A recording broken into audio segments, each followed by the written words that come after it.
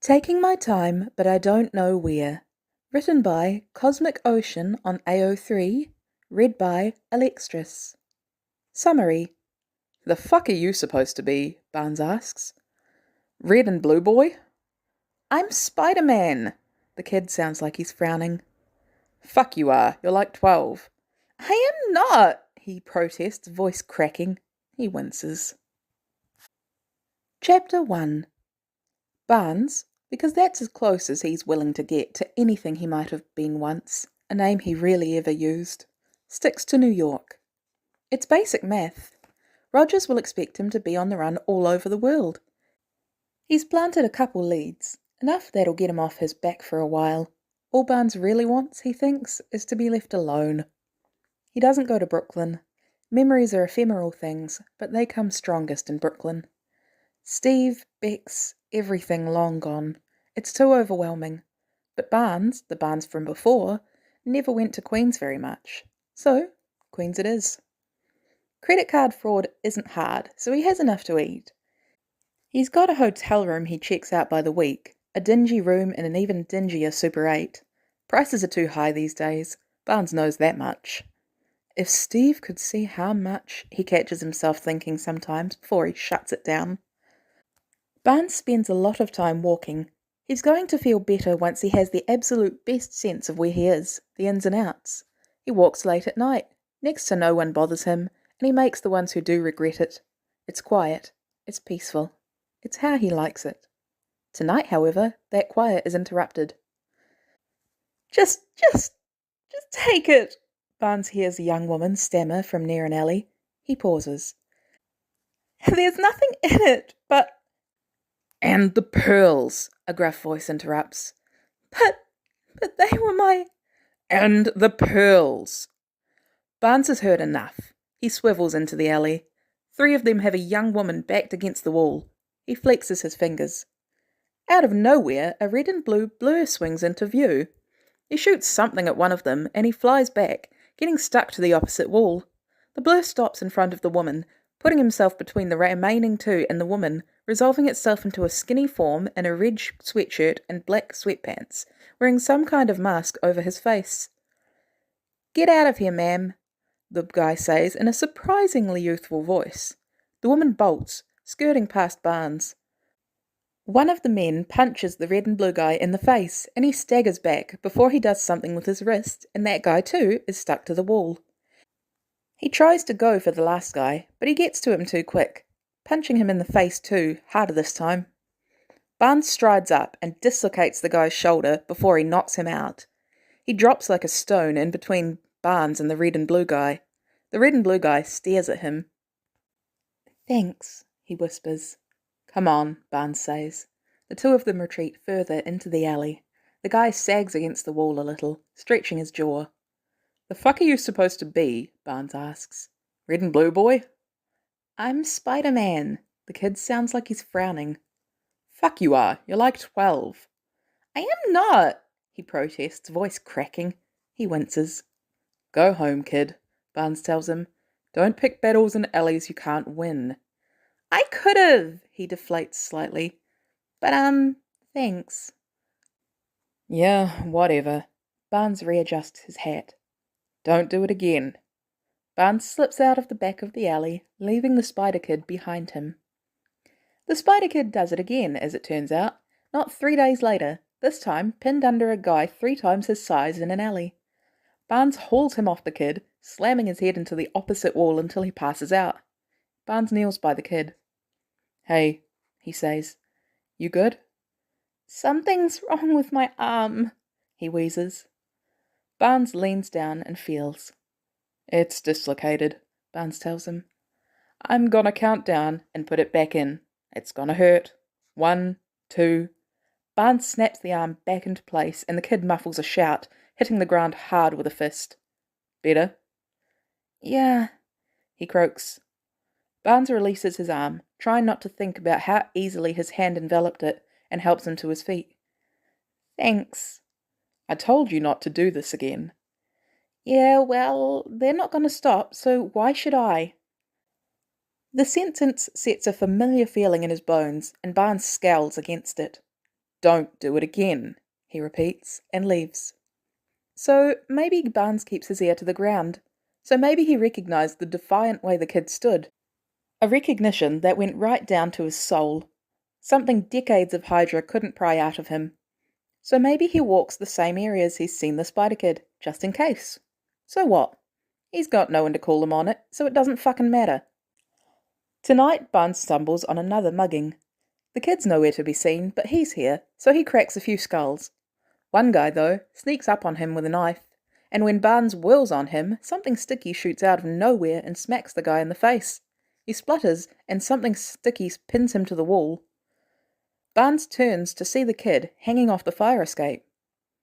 "It's good I got one on you," the kid chirps. "I was starting to feel bad." Barnes scowls. "Go home, kid." "Nope," the kid says, popping the pea. "Hey, how'd you learn to do all this stuff? Did you take a class from some guy on Craigslist?" Barnes doesn't know what Craigslist is. Go home. "Nope." Barnes points at him, feeling a surge of perhaps slightly irrational anger. "You don't know what you're doing, and you're gonna get yourself killed, so forget about whatever this is and go home." Barnes turns and heads for the exit to the alley. "When bad things happen and you can stop them," the kid says, "they happen because of you." Barnes paused. He turns to look at the kid, still hanging off the fire escape. "Something really weird happened to me," the kid tells him. "Something that changed me. I have the ability to help people, and I'm gonna keep doing it. I don't care what anyone says. If I sit on this and people get hurt, it's my fault, and I can't live with that. So I'm not gonna." Barnes stares at him. It's too familiar. It makes him want to scream. Instead, Barnes takes a deep, long breath. "You're not eating enough," he says. The kid rears back a little. "What?" "I felt your arm last time. You're not getting enough food." The kid shifts.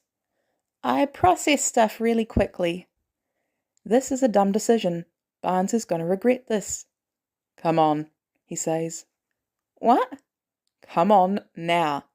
The kid drops off the fire escape. "Why?" "Do as I tell you." "I'm not really good at that." Barnes sighs. "I bet." The kid's rolled up his mask so he can eat the Chinese food Barnes brought him, devouring it like he's starving. Barnes picks at his general sales. "This place is awesome," the kid enthuses. "I didn't even know it was here. How'd you find it?" "It was cheap." Barnes takes a bite. "You process food quick, huh?" "Yeah, I think it's something weird with my metabolism, so I'm just kinda hungry all the time. But I don't want my aunt to know about, any of this, so I'm keeping it to myself. How'd you know I wasn't eating enough?" "I had a friend as skinny as you."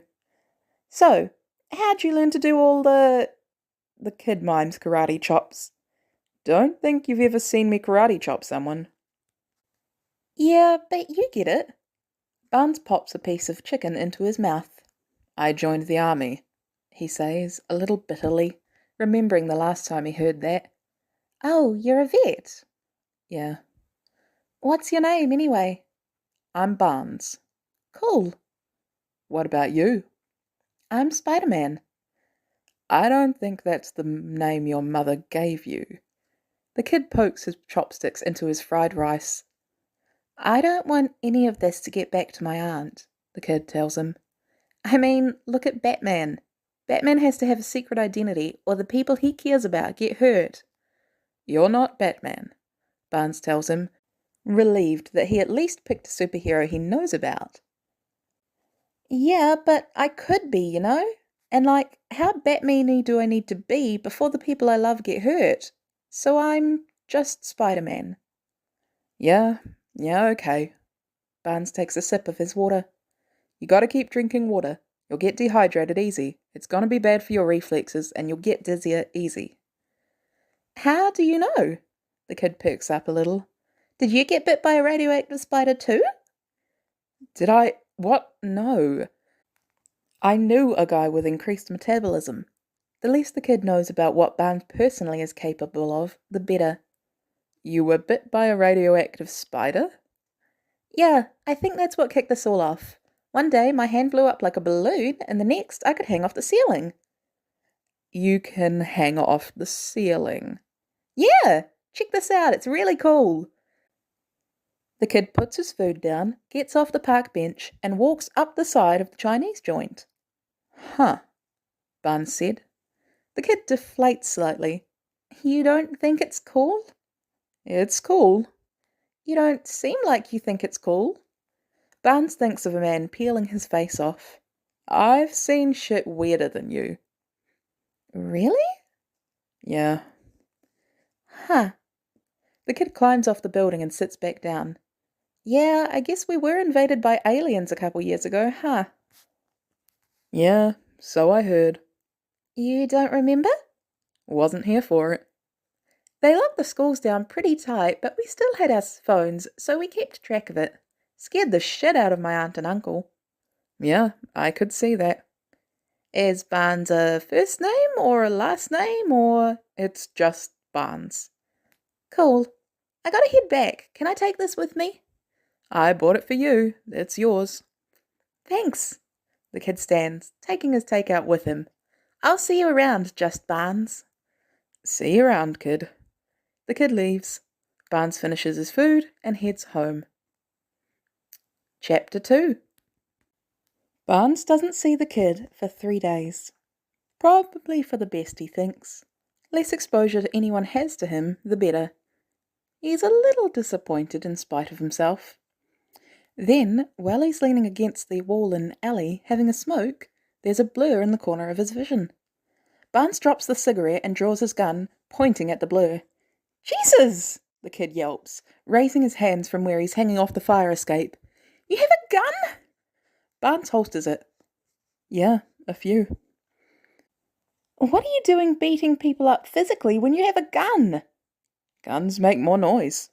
Barnes pulls out another cigarette and lights it. "Don't sneak up on me." "Health class says smoking will kill you." Barnes takes a drag. "Not when I was a kid, it didn't." "Yeah, I guess you are pretty old." "You have no idea." "What do you do for a living, anyway?"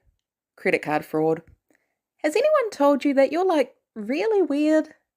"Probably." The kid drops down next to him, leaning against the wall next to him. "You hungry?" "Always, yeah." "Come on, let's go get something to eat." "How old are you, anyway?" Barnes asks as they sit on the park bench. 14. 14? Jesus, you're a fucking child. The kid scowls. I'm practically an adult. You're a fucking child. You shouldn't be doing this. What, so you didn't get into fights when you were my age? Yeah, schoolyard bullies, not guys with guns. Most guys with guns probably started out as schoolyard bullies. Not all of them. Barnes shakes his head. Amount of times I had to haul Steve out of a fight, and Steve was fucking growing. Who's Steve? Barnes paused, eating his shrimp briefly, then resumes. Old friend of mine. Wow, didn't think you had friends. Just thought you lurked in corners. Barnes snorts. Holy shit, did you just laugh? I didn't think you could do that. Little jackass. Barnes eats another shrimp. What do you tell your aunt about your face? Guys at school. Smart. You drinking enough? I bought a water bottle. Good. Why do you wear gloves all the time? I like gloves. I'm just trying to tell how much of you is practical and how much is to cultivate the image of a man of mystery. It's all practical, except for the smoking. That I do 'cause I like it. It will kill you, you know. It should hurry up and finish the job. Barnes doesn't mean for that to slip out. The kid purses his lips. Joking about suicidal ideation makes it worse, the kid tells him. What do you care? You don't even know me. I am a friendly neighborhood Spider-Man, the kid says, matter-of-factly, and part of that is a mental health friendliness. Barnes snorts. Is that what you're calling yourself? Christ. Well, why not? I mean, the Avengers are covering, like, the whole world and New York. Why can't I take care of a borough? Reasonable goals, I guess. That's what I'm saying. The kid yawns. Alright, I'm going home. Thanks for the food, Just Barnes. No problem. The kid leaves and Barnes turns some thoughts over in his head. Chapter 3. Maybe I should get a bell, the kid says, dropping down next to Barnes, so I don't startle you into shooting me. You run your mouth often enough that you don't need to. Barnes takes one last drag of his cigarette. I've been thinking. Oh, yeah? Yeah. You need to know how to take care of yourself. I can take care of myself just fine. You're 14. So what? So you can't. Barnes drops his butt, grinding his heel, and turns to the kid. But you're not going to stop doing this, so I'm going to teach you how to take care of yourself, because I'm not going to be there every time to help you. So we're just going to fight in the street, like the beginning of Fight Club? I don't know what that is. You haven't seen Fight Club? Oh man, Fight Club's great. Uncle Ben showed it to... He clears his throat. Well, I've seen it, and it's good. You should check it out. Noted. Throw a punch at me. What? Throw a punch at me, Barnes repeats, thinking maybe you can't hear him through the hood. I don't want to hurt you. Barnes snorts. You won't. I could, the kid protests, tone turning from distressed to decidedly indignant. You won't. Come on, Spider-Boy. Spider-Man! Hit me. The kid throws a punch. Barnes blocks it and, albeit a hell of a lot gentler than he would have with anybody else, slams him against the wall. Ow! The kid wheezes. We're going to work on your form, Barnes tells him, and then we'll get dinner, okay? Yeah, okay. Did you teach Steve this stuff? The kid asks, stretching a little on the park bench. I just hauled Steve out of scrapes, till he, had a growth spurt. Then he mostly hauled himself out of 'em. I thought you said he was growing and skinny like me. How'd he hit a growth spurt? I don't want to talk about Steve. Barnes snaps. Okay, the kid holds up his hands. Sheesh. Barnes struggles through the slightly awkward silence before relenting. Fight Club, huh? Oh yeah, it's great. Big deconstruction of toxic masculinity. Maybe you could use that. Barnes snorts. You this mean to everybody? Not usually. I kinda like poking at you. Anyway, you should watch Fight Club. I think it's on Netflix, or maybe another streamer. I don't have streaming. A DVD player then? Someone must still be selling DVDs. No DVD player in the hotel room. You're living in a hotel room? Yeah. Why? In case I need to leave. You're not going to stay in New York? I don't know yet. Well, I'll miss you when you go. You shouldn't. Barnes wads up his napkin and tosses it in the trash. I'm not a good person. I think you're all right. You're wrong. I've done shit worse than you can even comprehend. You keep buying a hungry kid dinner, so I don't think you can be that bad. You don't know shit. You can talk to me, you know. My burdens ain't yours. They should be somebody's, and I don't think you're putting them on anybody. Eat your chicken. The kid takes a bite of chicken. What's a movie you have seen? Barnes weighs it. We went to see Casablanca, he says eventually. Steve got in a fight behind the theatre. Over what? Some guy was harassing a dame. The kid laughs. Dame, you are old. Yeah, I don't think they like it if you call them that now. The kid laughs again. No, I don't think they do. I'm no good at keeping up with the terms. You sound like a grandpa. Makes sense. The kid yawns. Okay, I'm going home. Thanks for the food, Just Barnes. No problem. Keep practicing. Chapter 4. Barnes is, for once, walking in the daylight. Grocery stores are, unfortunately, really open at midnight, so he's on his way to buy some basic rations. Nothing fancy, just what he can make in a microwave. He halfway crosses an alley when he pauses. There's 3 guys running down it after a form he can't quite catch a good glimpse of. Barnes sighs, then heads down the alley. Just give us the fucking bag, kid, one of them snaps. Hi, Barnes says. They all spin on him. Get the fuck out of here. I'm not going to ask again.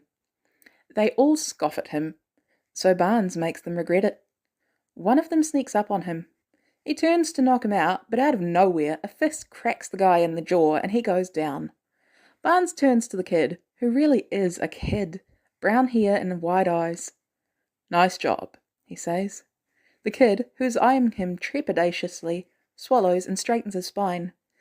I've been practicing, he answers in a very familiar voice. Barnes freezes, then sighs. You want a hot dog? He asks. The two of them sit on a fire escape with their hot dogs, looking down at the alley. It's weird seeing you in the daylight, the kid says. I kind of thought you only came out at night, like Dracula. Needed groceries. Can you cook anything at the hotel room? Just what I can make in the microwave. They lapse into silence. You should have given them the backpack, Barnes says eventually. It ain't worth your life. It's got the uniform in it. It's not like it's designer, kid. You can buy another hoodie. But what if they recognise it? Then that's the next problem. Take your day problem by problem. Is that what you do? Yeah. They're quiet again. Are you hanging out with me because I remind you of Steve? The kid asks. Barnes pauses, hot dog halfway to his mouth. In some ways you do, he says finally. And in some ways you don't. Mostly, I think you're on a surefire path to getting hurt, and I can stop that before it starts. He takes a bite out of the hot dog. Bad things that happened because you can stop them but didn't are your fault, right? The kid looks down at his hot dog. I'm Peter, he says, by the way. Hey, Peter. You going to tell me if you had any other names now? Barnes considers.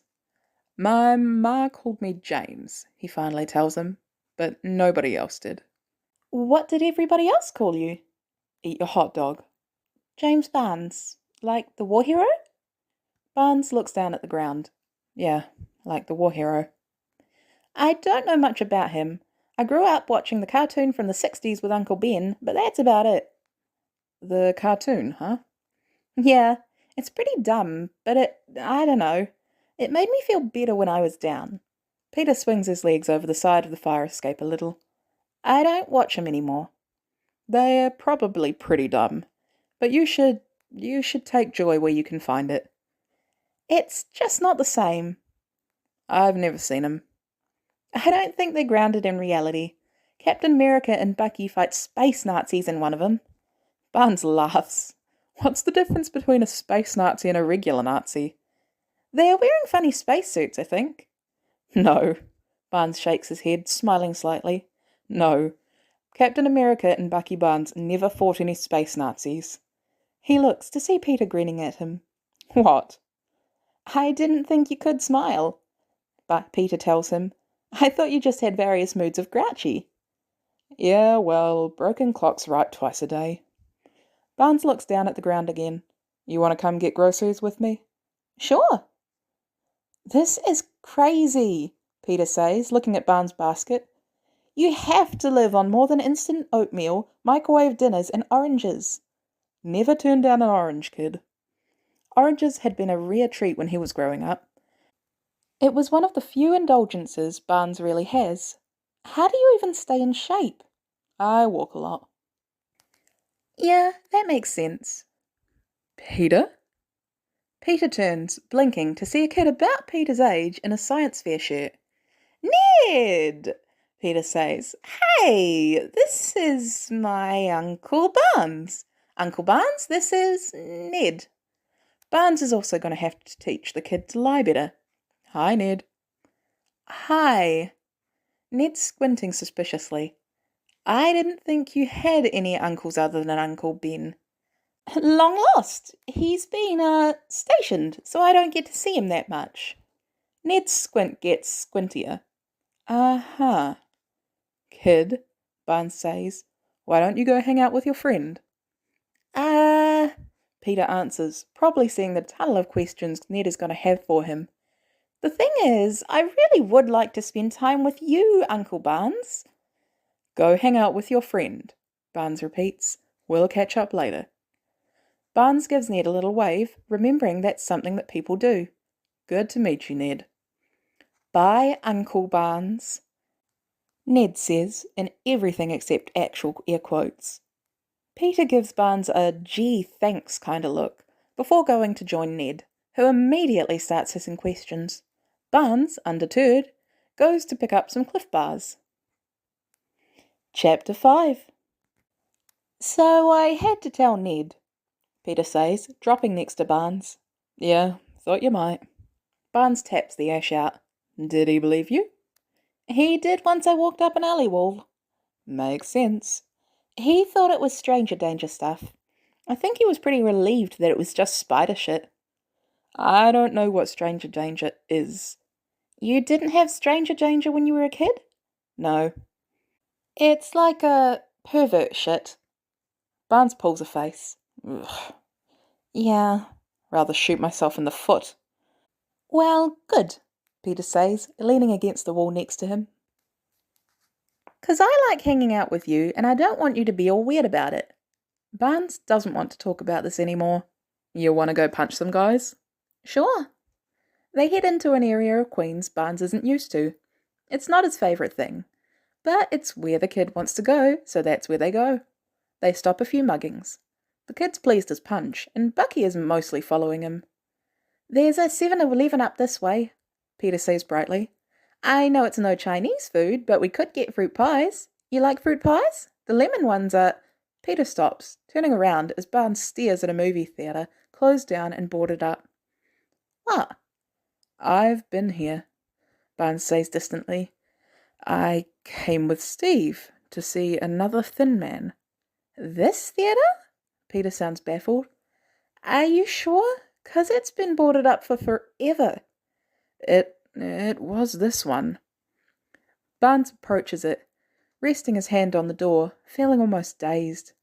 Our regular theatre in Brooklyn, the pipes busted, and Steve wanted a change of scenery anyway, so we came to Queens. He can smell it, he thinks, the popcorn wafting through the air, and the crackle of the nitrate film going through the projector. He can hear that too. If he squints, he can see through the boards on the windows into the rich and lush lobby, lit softly with golden light. And if Bucky looks real hard, he can see, muddled through the window, a skinny blonde form, standing in the line at the counter. The blonde form turns his head towards the window. Barnes jerks, removing his hand from the door like it burned him. He staggers back, breathing heavy. Whoa, Barnes, Peter says, surging to stand next to him. Barnes, are you... Barnes sits heavily on the curb. Barnes, whoa! I'm okay, he gasps, putting his head between his knees. I'm good. Barnes? Just... The word comes out a snap, and out of the corner of his eyes he sees the kid flinch. Barnes takes a rattling breath, trying to ratchet his tone down. Just give me some space to breathe, kid. Okay. Peter stands from where he was kneeling next to Barnes. Stay here, okay? Don't run. I'll be right back. The kid leaves, to where Barnes doesn't know. Barnes struggles to keep breathing. He can't believe he forgot about the theatre. The thought that he can't believe he forgot something with a brain like his makes him laugh, all wheezy, until it passes and he just goes back to trying to breathe even. Barnes looks up at the sound of footsteps. The kid is standing there with a giant bottle of water and 2 fruit pies. I kinda guessed on the flavour, Peter says. Do you like lemon?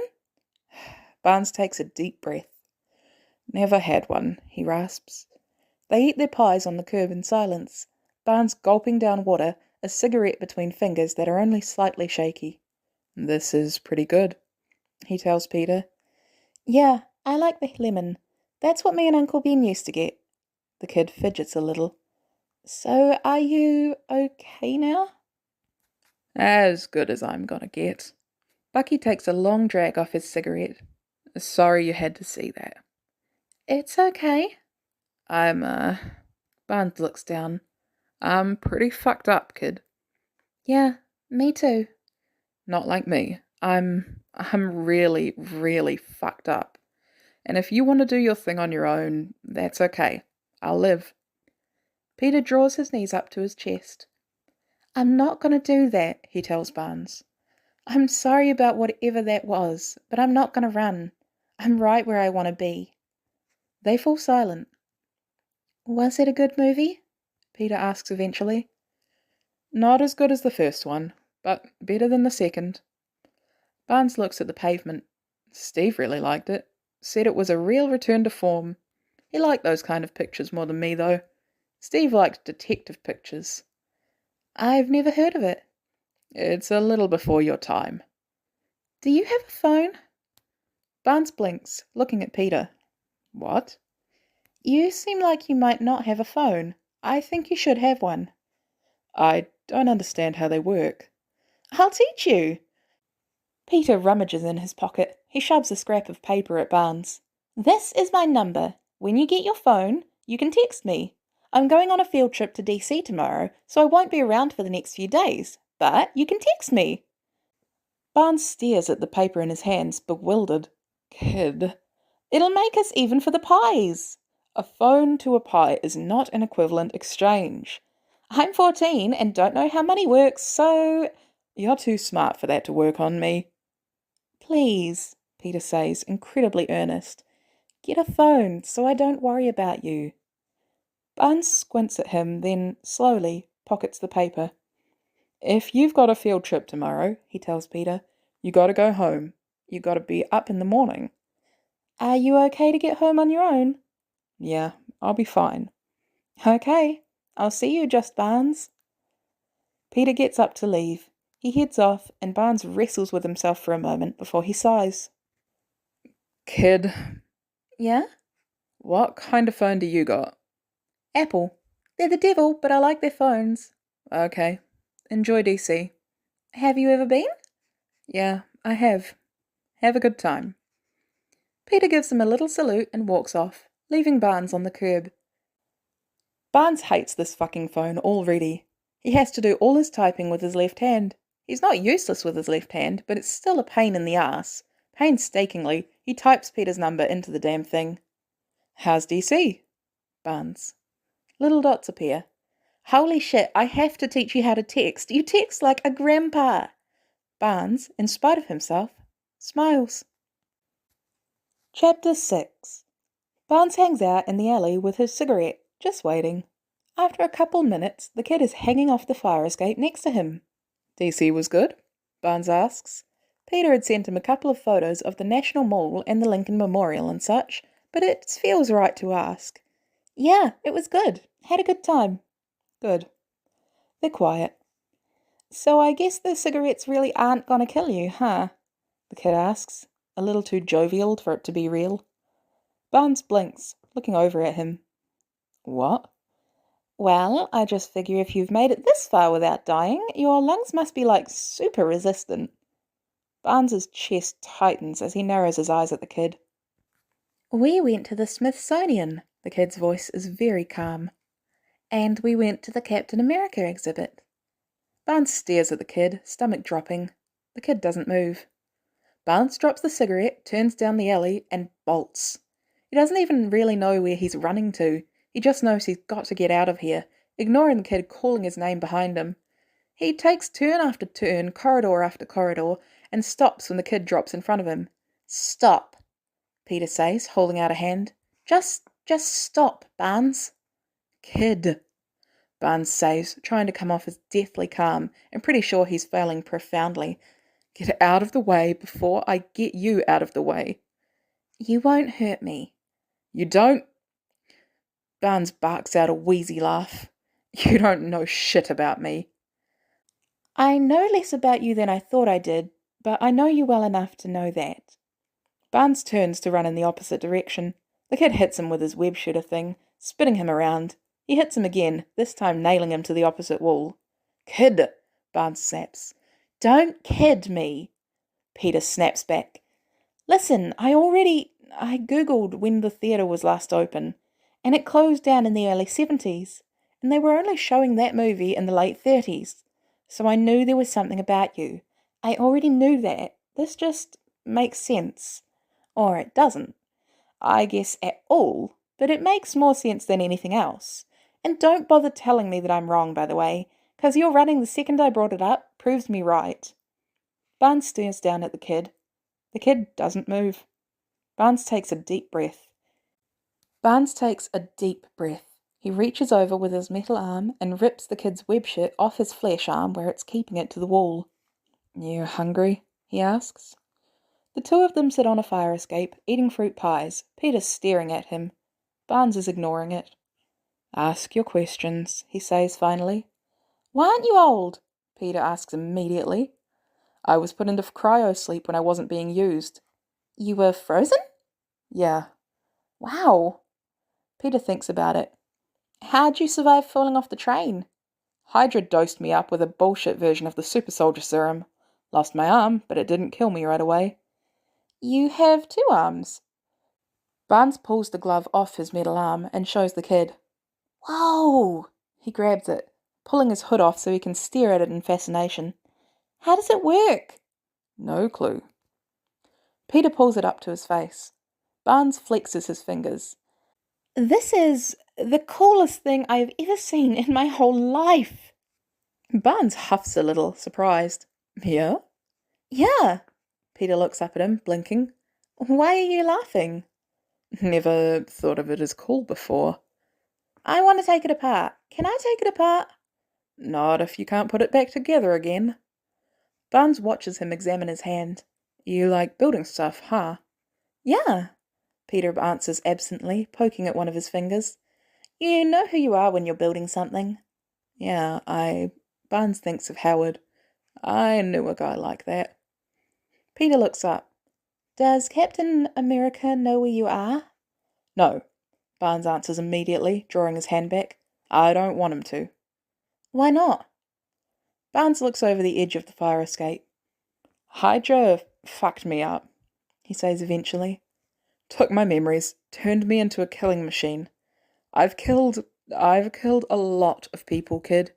I've killed more people than you've ever met. And I just can't with him. I just can't." Peter's quiet. "But you're better now, right?" he finally asks. "Yeah, I'm better now. My memories are still... I don't think I'm ever gonna get all of them back. But I've got enough." He hunches a little. "You shouldn't want to hang out with me, kid. I'm bad luck." "I'd have gotten the shit kicked out of me loads of times if you weren't there. You're good luck for me, I think." Barnes looks at Peter, watching him fiddle with the wrapper of his fruit pie. "Who'd you lose?" he asks. Peter looks up, blinking. "What?" "You lost somebody. Who was it?" Peter swallows before he returns his attention to the wrapper. "My Uncle Ben," he says.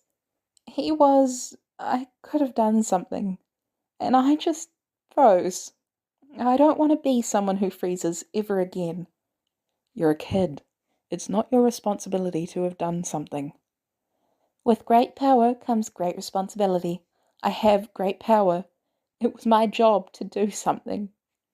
"You're 14. Your responsibility is to, I don't know, pass math."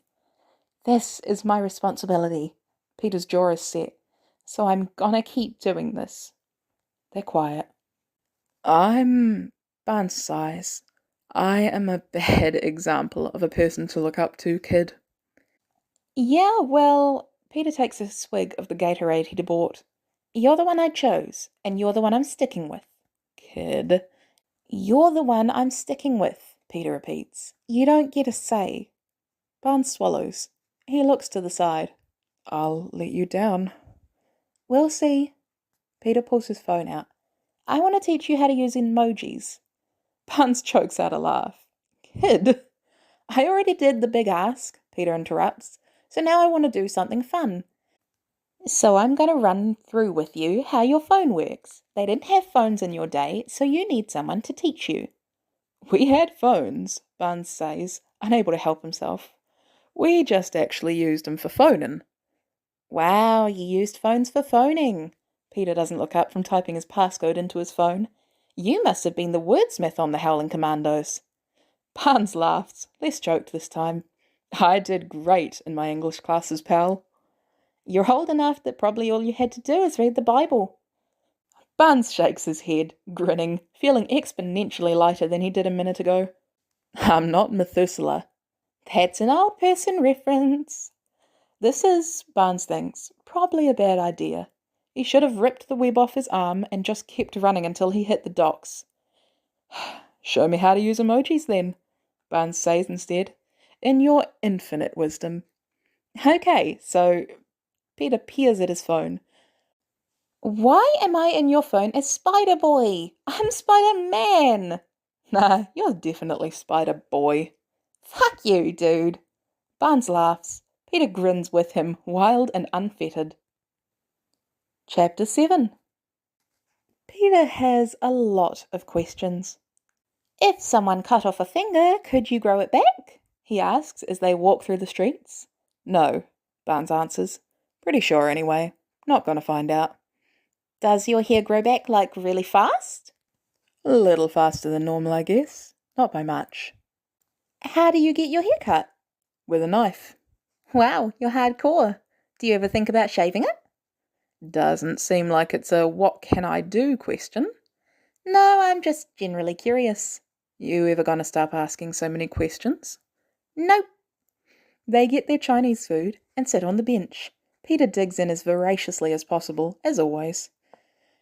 You get any taller when the Barnes waves his chopsticks. The whatever thing bit you? Yeah, a little. Your aunt will believe you're hungrier if you just went through a growth spurt. I think I've stretched that as far as it'll go. Did Steve have to eat a lot after the serum? Yeah, all the time. You too? Me too. Barnes looks down at his food. Probably eating Tony Stark out of house and home right now. Have you met Tony Stark? Nope. What about Bruce Banner?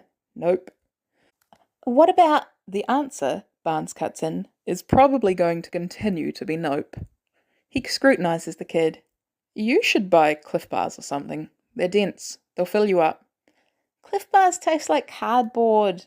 Well, yeah, but they'll fill you up. You should be eating better too, you know. I eat fine. I don't think you're getting enough protein. I eat fine. Oh, I want to try something. The kid digs around in his pocket and pulls something out. Bucky squints to see a magnet of a cartoon pig, a slightly forlorn spring of a tail sticking out of it. The fuck is that? It's Carlotta the pig. She was the mascot of a fair I went to when I was a kid. You are a kid. Peter ignores that. With Uncle Ben and Aunt May. You went to a fair? Yeah, it's the only time I've really been out of the city. They wanted to broaden my horizons, I guess. There were trees everywhere. I didn't like it. Why is that a surprise? You seem like an indoor kid. Peter frowns. I don't know how I'm meant to take that. Yeah, me neither. That's not the point. Peter waggles the magnet at Barnes. I want to see if it'll stick to your arm. Your metal one, I mean. Why? I'm curious. Like, when you were did you have a fun code name? When you were a killing machine? Barnes thinks about pointing out that he's still a killing machine, then decides against it. They called me the Winter Soldier.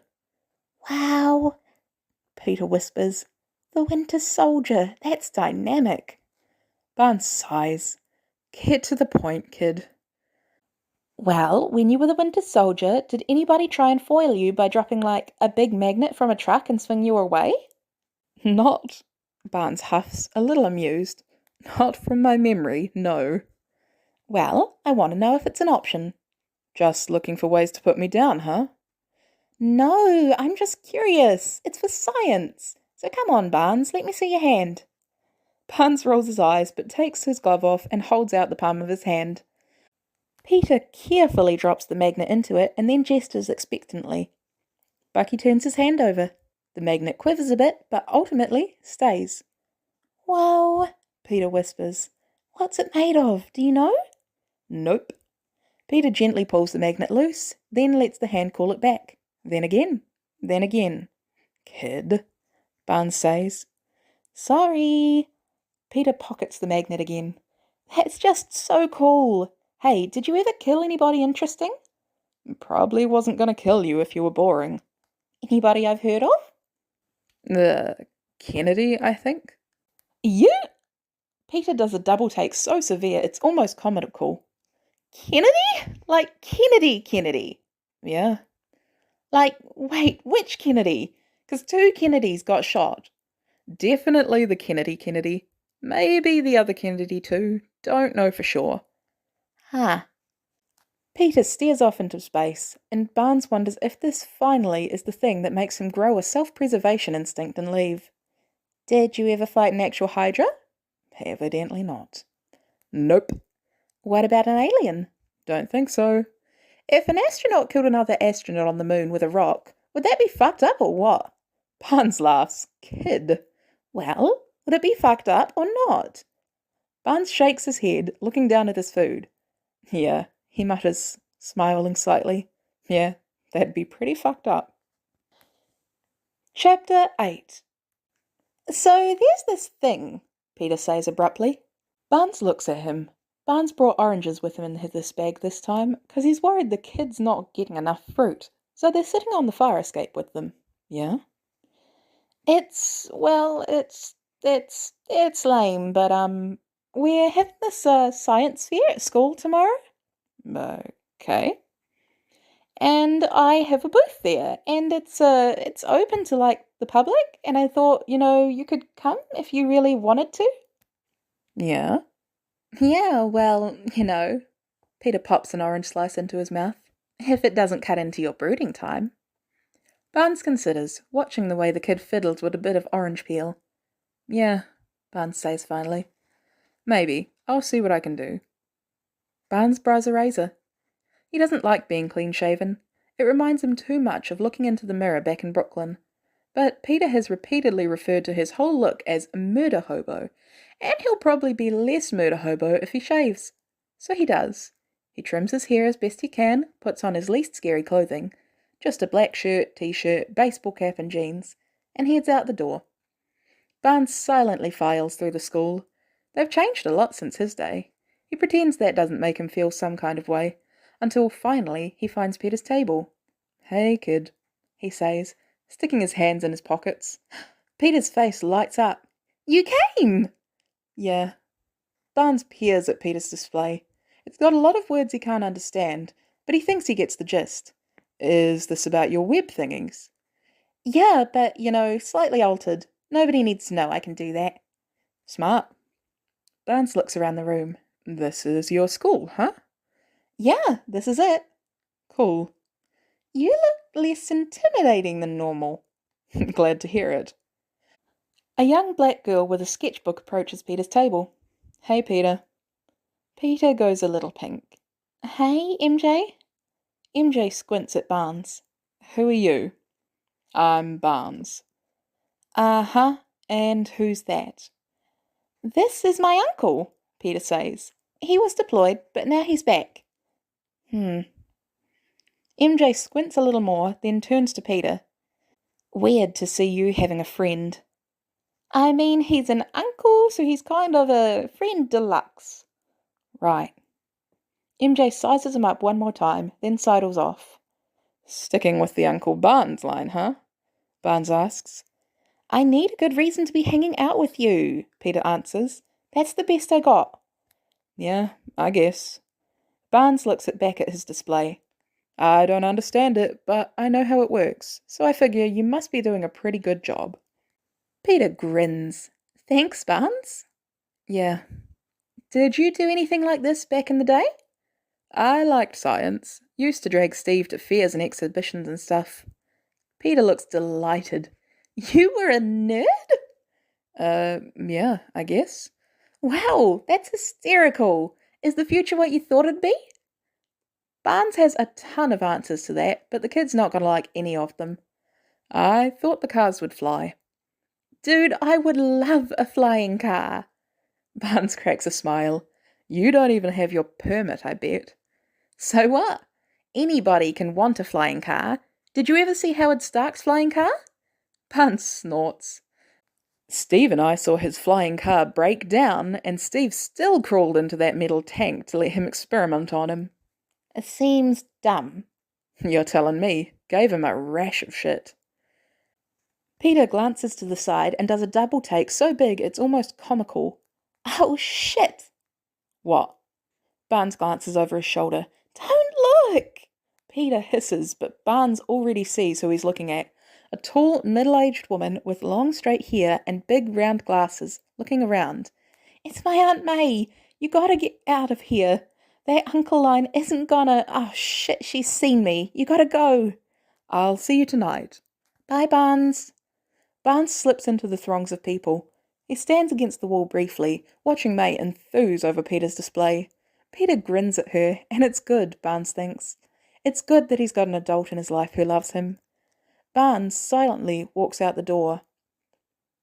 I want to show you something, Peter tells Barnes that night. I don't know if you've seen it before. Okay. They sit on the bench with their Chinese food next to each other, and Peter pulls out his phone. He cues up a YouTube video. The footage he's showing Barnes is grainy, black and white, a man in a bulky suit and walking in a grey landscape. That's the moon, Peter tells him. Barnes blinks, looking at Peter. That's the moon? The moon? Yeah! When did that happen? Late 60s. Barnes looks back at the video. The man in the suit bounces slightly on the lunar surface, grey craters and divots glitching across the screen. Wow, Barnes whispers, smiling, a little awed. We went to the moon. Do we still go? Not really. Although NASA's talking about going more since the Chitauri. Barnes doesn't know what a NASA is. He doesn't care. He just watches the man in the big suit bound along and feels, for the first time in he's not sure how many decades, a sense of wonder. Chapter 9. Barnes starts silently, keeping an eye on Peter at school. The kid never notices, which is probably for the best. But Barnes worries. The kid goes out and does his level best to get his ass handed to him every night. One of these days, it's gonna bite him in the ass. So, in the morning, Barnes waits near the entrance of the school. When he goes off the bus, Barnes goes about his business. At 3 or later, depending on the kid's extracurriculars, he waits. Once he gets eyes on Peter and he gets on the bus, Barnes goes about his business again. It works out for everybody, and Peter can't bitch him out about how he's practically a grown-up if he doesn't know. After about a week of this, Barnes is retreating from the school when he becomes aware he's being followed. He checks the rear camera on his phone, admittedly the kind of thing this whole nightmare device is useful for, to see a girl nonchalantly checking her phone herself. A familiar girl. Barnes suppresses a smile. He heads into a Starbucks and orders a single black coffee. He waits at the counter while she waits in line behind him, ordering an iced coffee. When he gets his drink, Barnes sits at a table with 2 chairs. She covertly browses for a place to sit. MJ, he calls. She looks up, deer in the headlights. He motions. Come, sit. MJ eyes him wearily, then slowly sits down across from him. Shouldn't be skipping school, he tells her, sipping his coffee. Education's important. She doesn't say anything. Why were you following me? Who says I'm following you? You ain't subtle. MJ purses her lips. When Peter lost Uncle Ben, she says finally, he had no more uncles, and now suddenly you're here. Yeah, that checks out. It's not really an official position. Right, but if he considered you an uncle, he wouldn't have said that in the first place. She lifts her chin. You keep hovering around the school. I want to know why. Barnes tilts his head, considering. Okay, he relents. I'm not really his uncle. It's just the best thing the kid could come up with on short notice. Why's he lying about it? Can't tell you. She narrows her eyes. It's not a... He strains to remember what Peter called it. Pervert shit. He's... Barnes looks out the window, considering. Your friend is dangerous, in his way. He settles on. MJ snorts. Peter? No, he isn't. He is, but not enough. So I'm keeping an eye on him. He's doing dangerous things. He is. MJ thinks about it. And these dangerous things might be why he's tired all the time? Might be. MJ folds her arms. Why should I believe you? Certainly got no reason to. That's not helpful. Barnes sighs. Kid, I don't know what to tell you. The kid's desperate to get his ass kicked. I don't want to see that happen any more than you do. I'm doing my best. How'd you notice I was coming around anyway? I'm very observant. You are at that. MJ looks out the window, clearly chewing on it. Barnes waits.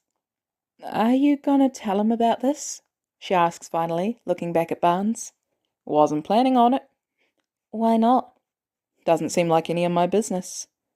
MJ leans her head back. I believe you, for now. Glad to hear it. But if you hurt him, I'll destroy you. Barnes feels a ripple of amusement. Seems fair. You like him, huh?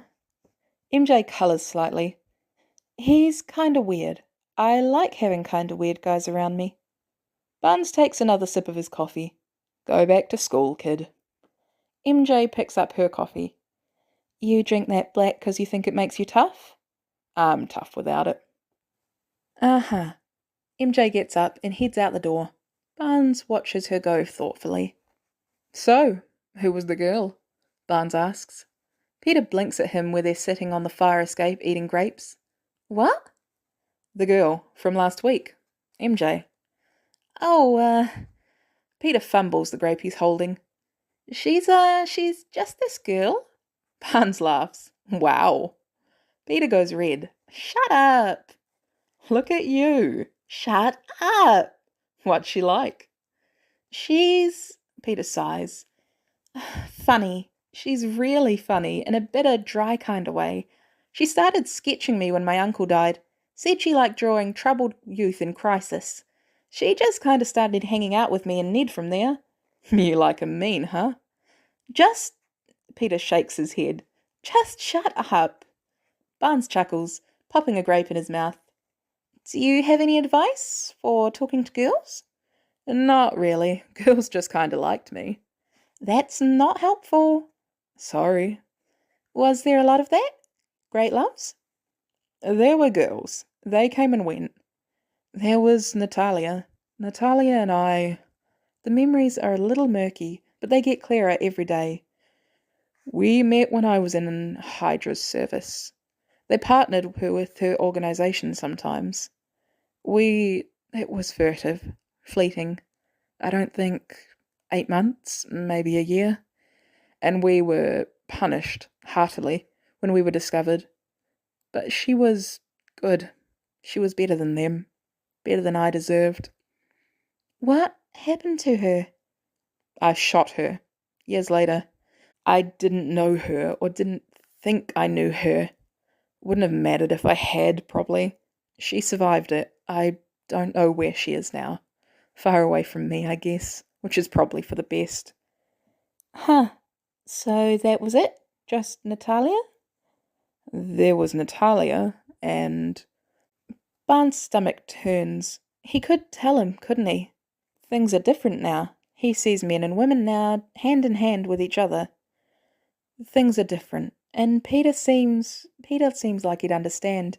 He could just say it. And there was Steve. Peter's quiet. Barnes can't bring himself to look at his face. Okay, Peter says finally. Well, I'm an ally? Barnes grimaces. Please don't. Sorry, did he know? Don't think so. Barnes pulls at a thread on his jacket. Only ones to ever snap me out of what Hydra did to me in 50 years were Natalia and Steve. And seeing Steve again? I don't know. It was like nothing I knew made any sense. And like he was the only thing this was ever going to make sense ever again. That sounds nice. Yeah, well. Barnes fidgets some more. I beat him half to death afterwards. Oh.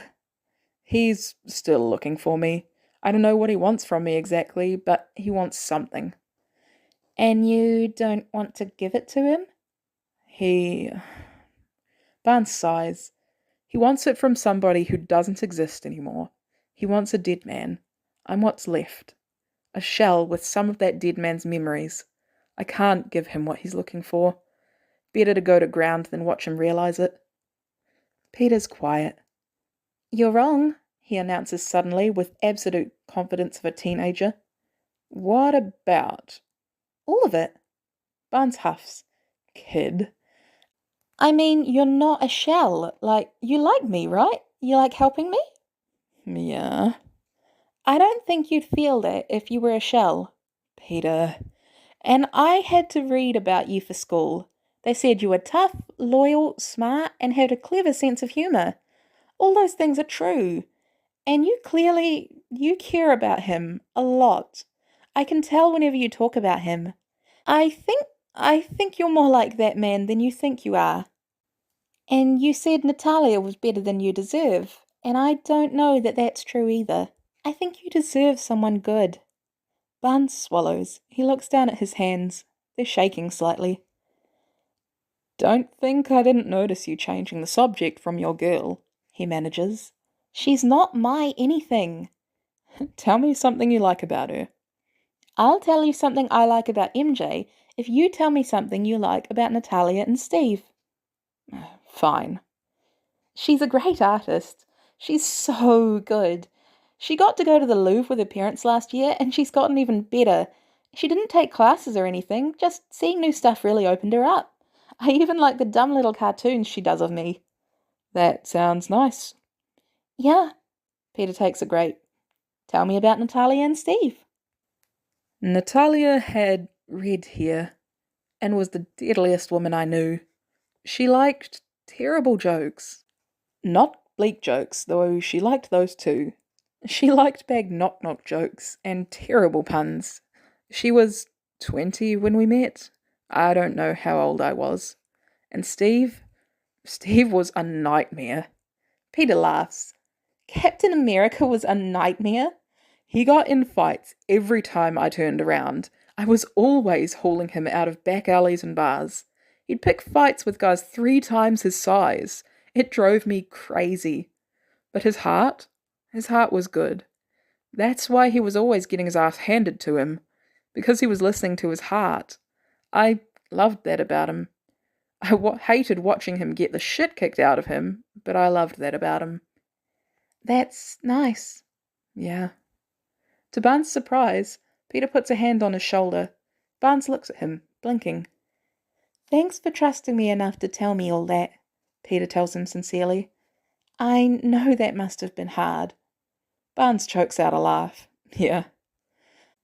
And I don't see you any different. You're still the same kind of scary old dork I knew before. Barnes stutters out another one. Oh yeah? Yeah, I'm way more disappointed that you won't use emojis. Barnes rolls his slightly wet eyes. Fuck emojis. That's the trouble with you, Barnes. Peter takes his hand back, grabbing another grape. You got no sense of adventure. Chapter 10. The goggles are giving the kid trouble seeing. Really, the whole uniform is impractical. Barnes gets why the kid's got it. Needs must and all. But it won't do long term. Tomorrow's Saturday, right? Barnes asks finally. Peter looks up from his burrito. Yeah, why? I'm gonna text you an address. I want you to come to it tomorrow. Are we finally doing a fight club? You and the fight club, Barnes mutters. No, I have a plan. Are you gonna kill me? Not unless you keep annoying me like that. Peter wrinkles his nose when Barnes opens the door to his hotel room. This is where you live? Yeah. Barnes, this place is a dump. Yeah, well. Peter steps inside. Why am I here? You need a new uniform. Peter frowns. What's wrong with my uniform now? It doesn't move well with you, and you can't see shit out of those goggles. So we're going to do something about it. I'm going to measure you, and then we're going to go pick out some fabric, and I'm going to make you something. You're going to make it? I'm a man of many talents. Peter considers. Can it have webs on it? Can it have what? Webs, 'cause I'm Spider-Man. A little much, isn't it? Your guy was called Captain America and walked around dressed like the American flag. It's a fair point. Barnes sighs. Yeah, sure. Yeah, okay, sure. Peter nods regally. Your terms are acceptable to me. I've been doing some reading, Barnes tells him as they head for the fabric store. And you want nylon or polyester. It's gonna smell funky though, so make sure you keep on top of washing it. Is there an option that doesn't smell? Not if you want moisture wicking. Okay. Barnes heads for the black options, and Peter grabs his arm. Wait. What? I want red and blue. Barnes sighs. I was hoping you'd go for something a little more covert this time.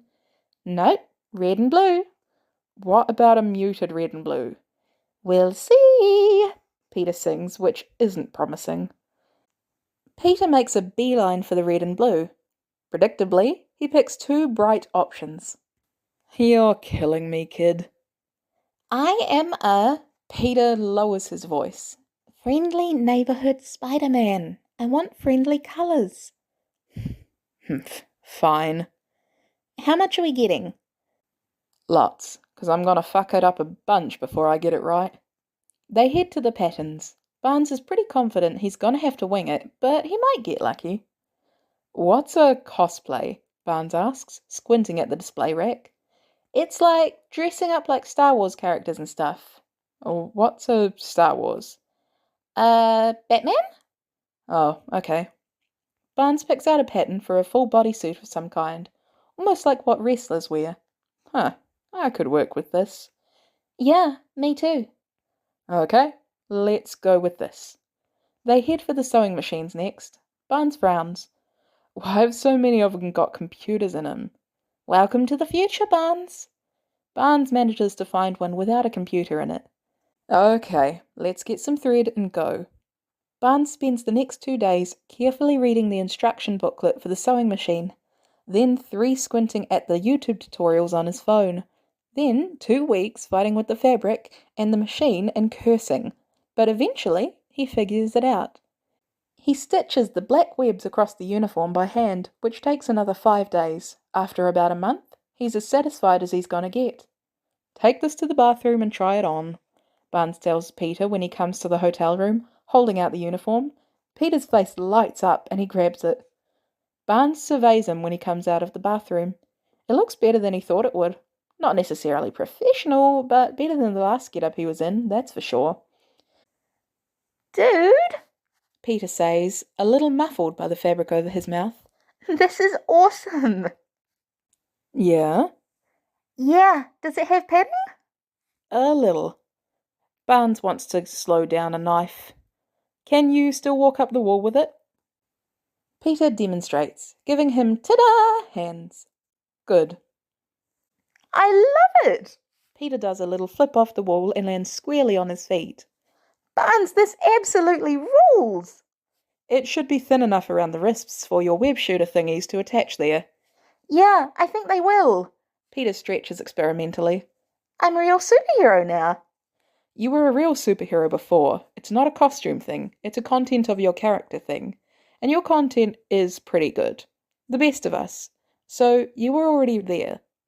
Peter is staring at him, his expression completely blocked by the mask. What? Peter lurches forward and fastens his arms around him. Barnes freezes as the kid latches onto him in a hug. Christ, Barnes can't remember the last time he was hugged. Tentatively, Barnes wraps an arm around his back, resting another hand on the back of his head. Thanks, Barnes, Peter mumbles. Yeah.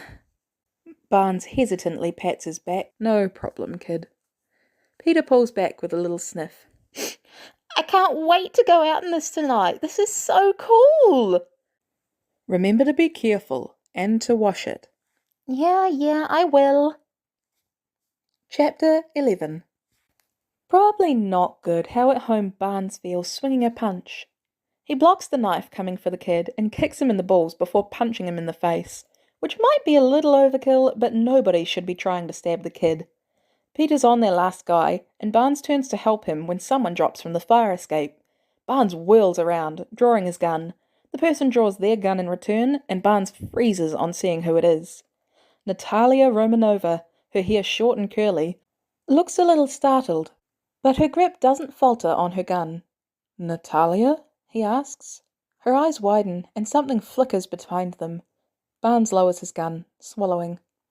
Holy shit! Peter says, evidently done with the guy he was working over. Natalia trains her gun on him, so Barnes steps in front of the kid. The kid, undeterred, peers around his shoulder. You know the Black Widow? I knew lots of Black Widows, Barnes answers, winded. But Natalia is the one I knew best. This is Natalia? Yeah. Peter stands on his tiptoes to look over Barnes' shoulders better. What are you doing in Queens, ma'am? Natalia, who had been sizing them up, slowly holsters her guns. Tracking a lead, she says. What, like an Avengers lead? That's cool. Barnes looks at Peter, then looks at Natalia. We were gonna go for Chinese food after, he says. You want to come with? Natalia looks between the two of them. Sure. So, can you teach me how to do that thing with your legs? Peter asks. Natalia looks amused, digging her chopsticks around her pork-fried rice. What thing with my legs? That thing where you jump onto their shoulders and flip them over. Can you teach me how to do that? I always thought that was really cool. It can be like a spider move. Why would it be a spider move? Well, you're the Black Widow and I'm Spider-Man. Natalia laughs. Spider-Man? You're like 12. I'm 14. Why does everyone say I'm 12? You read as 12, Barnes answers, just to rile him up a little bit. I do not! His voice cracks and he winces. Shut up, I don't want to hear it. Natalia smiles. Yeah, maybe I'll give you pointers sometimes.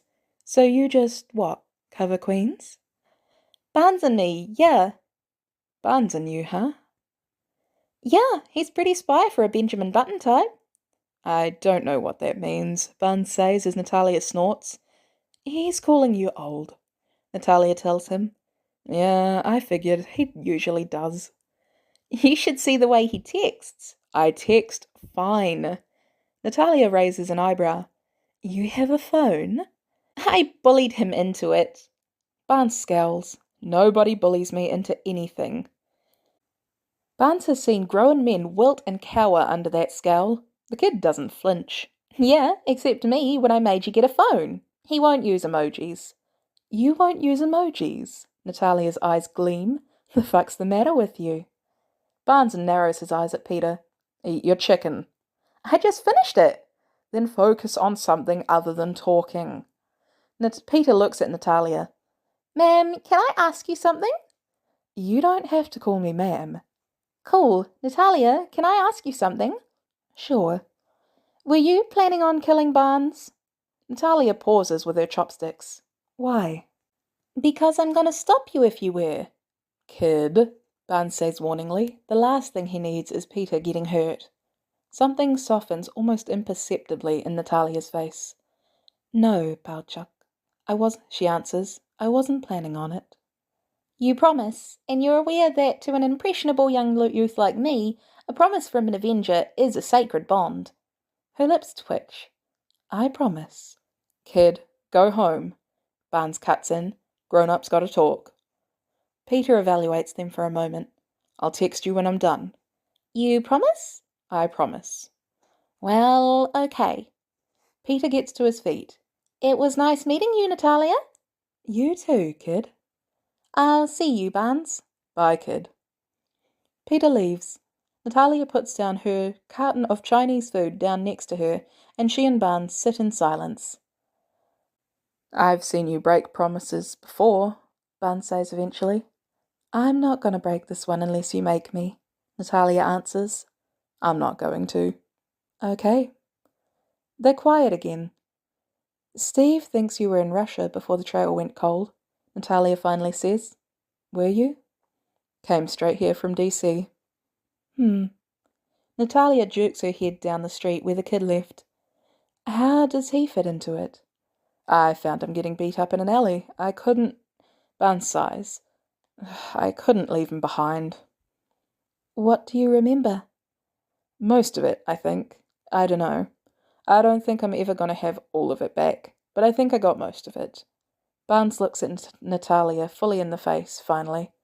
I remember you, Natalia. I remember you. Natalia's face twitches from the impassive mask she's been in since Peter left. I thought they killed you until Odessa. she says steadily. They told me they had. I had no reason to doubt them. They told me they were going to kill you too. I didn't remember you in Odessa. I knew who you were, but I just couldn't make the connection. It wasn't there. It's there now. Natalia nods slowly. You used to say we'd run away together, she says, looking out at the street. You said we'd build a home someplace where they could never find us, and you'd get you white roses every day, Barnes completes quietly. Yeah, I remember. Yeah. Natalia's lips quirk as she looks at him. Never pictured that home being in Queens. I used to tell Steve Queens smelled funny. I didn't think he'd look for me here. Barnes swallows before taking a deep breath. Natalia, please don't tell him I'm here. Why not? Because I don't want him to know. And if you tell him, I'll have to pack up and leave. And I don't want to leave the kid behind, and I can't take him with me. There'll be people who miss him. Natalia looks at him, long and hard. I won't tell him, she finally says. You and me, I don't know, James. I've been sitting here trying to get a read on you, and you're not the man from Odessa, or the man from D.C. You're the man in those hotel rooms with me, all those years ago. So I think you and me have an understanding. Barnes' shoulders sag a little in relief. Thank you. But I think he'd like to see you, and I think you should let him. I won't. Natalia holds out her hand. Give me your phone. Barnes narrows his eyes. Why? Natalia rolls hers. Hand it over. Wearily, Barnes does so. Natalia briskly plugs something into it. How did you know my password? It's 070418, Natalia answers absently. It always is. Was it back then, too, when I needed a password? It was the number you remembered best. What is it? It's Steve's birthday. Natalia sighs softly. James, you should consider. No. Okay. Natalia hands her phone over. My number's in there. Use it sometimes. You want to talk to me? Now and then. They're quiet. Knock, knock, Barnes says finally. Natalia looks briefly thrown before she smiles slightly. Who's there? Hatch. Hatch who? Gesundheit. Natalia laughs, crisp and clear, and Barnes grins at her. Tabloids say you and Hawkeye are going steady, he tells her. We are, she confirms, still smiling. You're happy? I am. Good. I'm glad you're happy. Natalia gets to her feet. All of us are posted up in Avengers Tower, if you ever want to come and say hi. It was good seeing you, Natalia. It was good seeing you too, James. Good luck on finding your guy. Good luck hauling that kid out of trouble. Natalia gives him a little salute and walks off. Barnes watches her go, chest tight, but a little fond. Chapter 12. The thing about New York is there's always a mugging. It keeps Barnes and the kids busy, that's for sure, and this time they drop down from the fire escape on 4 guys. Barnes takes care of 3 and turns to see Peter frozen, staring at the person who was getting mugged. Barnes swiftly dispatches the 4th guy and turns to berate the kid about getting distracted when he notices who the person in question actually is. MJ turns her wide-eyed stare on Barnes. Barnes? Hey, kid, Barnes says, a little wearily. MJ turns back to staring at Peter, who stares back behind the mask. I fucking knew it. Peter turns to bolt. Barnes quickly grabs his shoulder and spins him around. Did he hurt you? Peter asks, yanking off the mask. I'm fine, MJ gestures vaguely. Since when can you flip? It's kind of a long story. Does Ned know? Yeah. MJ draws herself up to her full height. Well, how come I don't? I didn't have a choice. Ned saw me and Barnes together and he didn't buy my uncle thing. That's because you can't lie for shit, Peter. That is true, Barnes agrees. Peter gives Barnes a frazzled look. You're not helping. I am not here to be helpful. Aren't you? Not that kind of helpful. You could have been killed, MJ says a little shrilly. No, that's what Barnes is for, and I'm pretty capable too. What exactly is Barnes' deal anyway? He's Bucky Barnes, Peter says before Barnes can say anything. He's the war hero? Yeah. Really? Yeah! How was that possible? The less you know about that, the better, probably. Barnes cuts in. Listen, can we have this conversation somewhere else? These guys could wake up at any moment. The walk to the 7-Eleven is done in silence. Barnes buys them both cherry slushies and they sit on the curb. Okay, MJ finally says. How? You remember the field trip with the radioactive spiders? I got bit by one. MJ stares at Peter, then at Barnes. He tells me the same thing, Barnes says. Okay, and the radioactive spider makes you... reflexes are better. I can walk up walls and stuff. The flips, I call it a spidey sense. I can kinda sense when I'm in danger. Huh. MJ takes a sip of her slushie. You still couldn't sense that Barnes has been watching you when you get in and out of school? No, I knew that was happening. Barnes blinks and looks over at Peter. You what? Yeah. And you didn't mention it. Well, I didn't want to be weird about it. You didn't want to be weird about him stalking you, MJ asks. It's not stalking, Peter says. It's kind of stalking, Barnes admits. But, with care. MJ takes another sip. That's what they all say. I don't really care. I think it's probably better for you than sitting in your hotel room and brooding. And you're Bucky Barnes. Barnes is fine. And you're here and not very old because, classified reasons. Uh-huh. MJ drums her fingers against her cup. And the two of you are fighting crime? Yeah, I guess. But I'm not gonna get killed. I can do all this super cool stuff now, and Barnes is like a load of guns. It's gonna be fine. MJ doesn't look extremely convinced. Really, I feel good doing this, MJ. This is about the only thing I got that I feel good about doing at this point, actually. You should have told me. I didn't want you to get hurt. So you get to worry about me getting hurt, but you get to wave it all off and say you'll be fine? I know what I'm doing. Do you? They lapse into sullen silence. For what it's worth, Barnes says finally, I tried to get him to stop and he wouldn't, and I'm teaching him how to take care of himself, and he's not going to get hurt while I'm around. Humph. And please don't tell anybody, Peter adds. I mean, you can talk about it with Ned, but not anyone else. I don't want anybody to know. Yeah. MJ looks into the distance. Peter watches her warily. Finally, she sniffs and put her slushie down. Stand up. Why? Do as I tell you.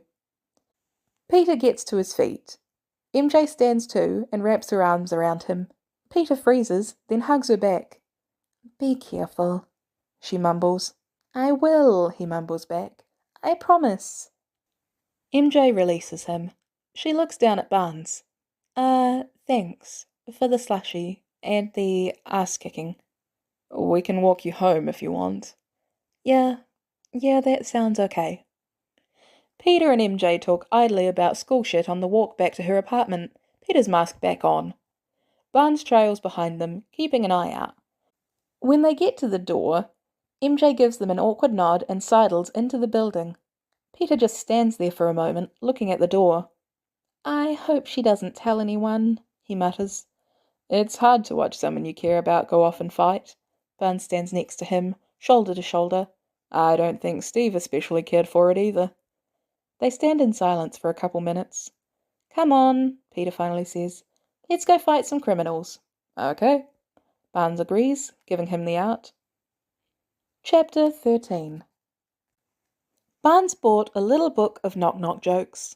He could Google him, sure, but it's not as fun.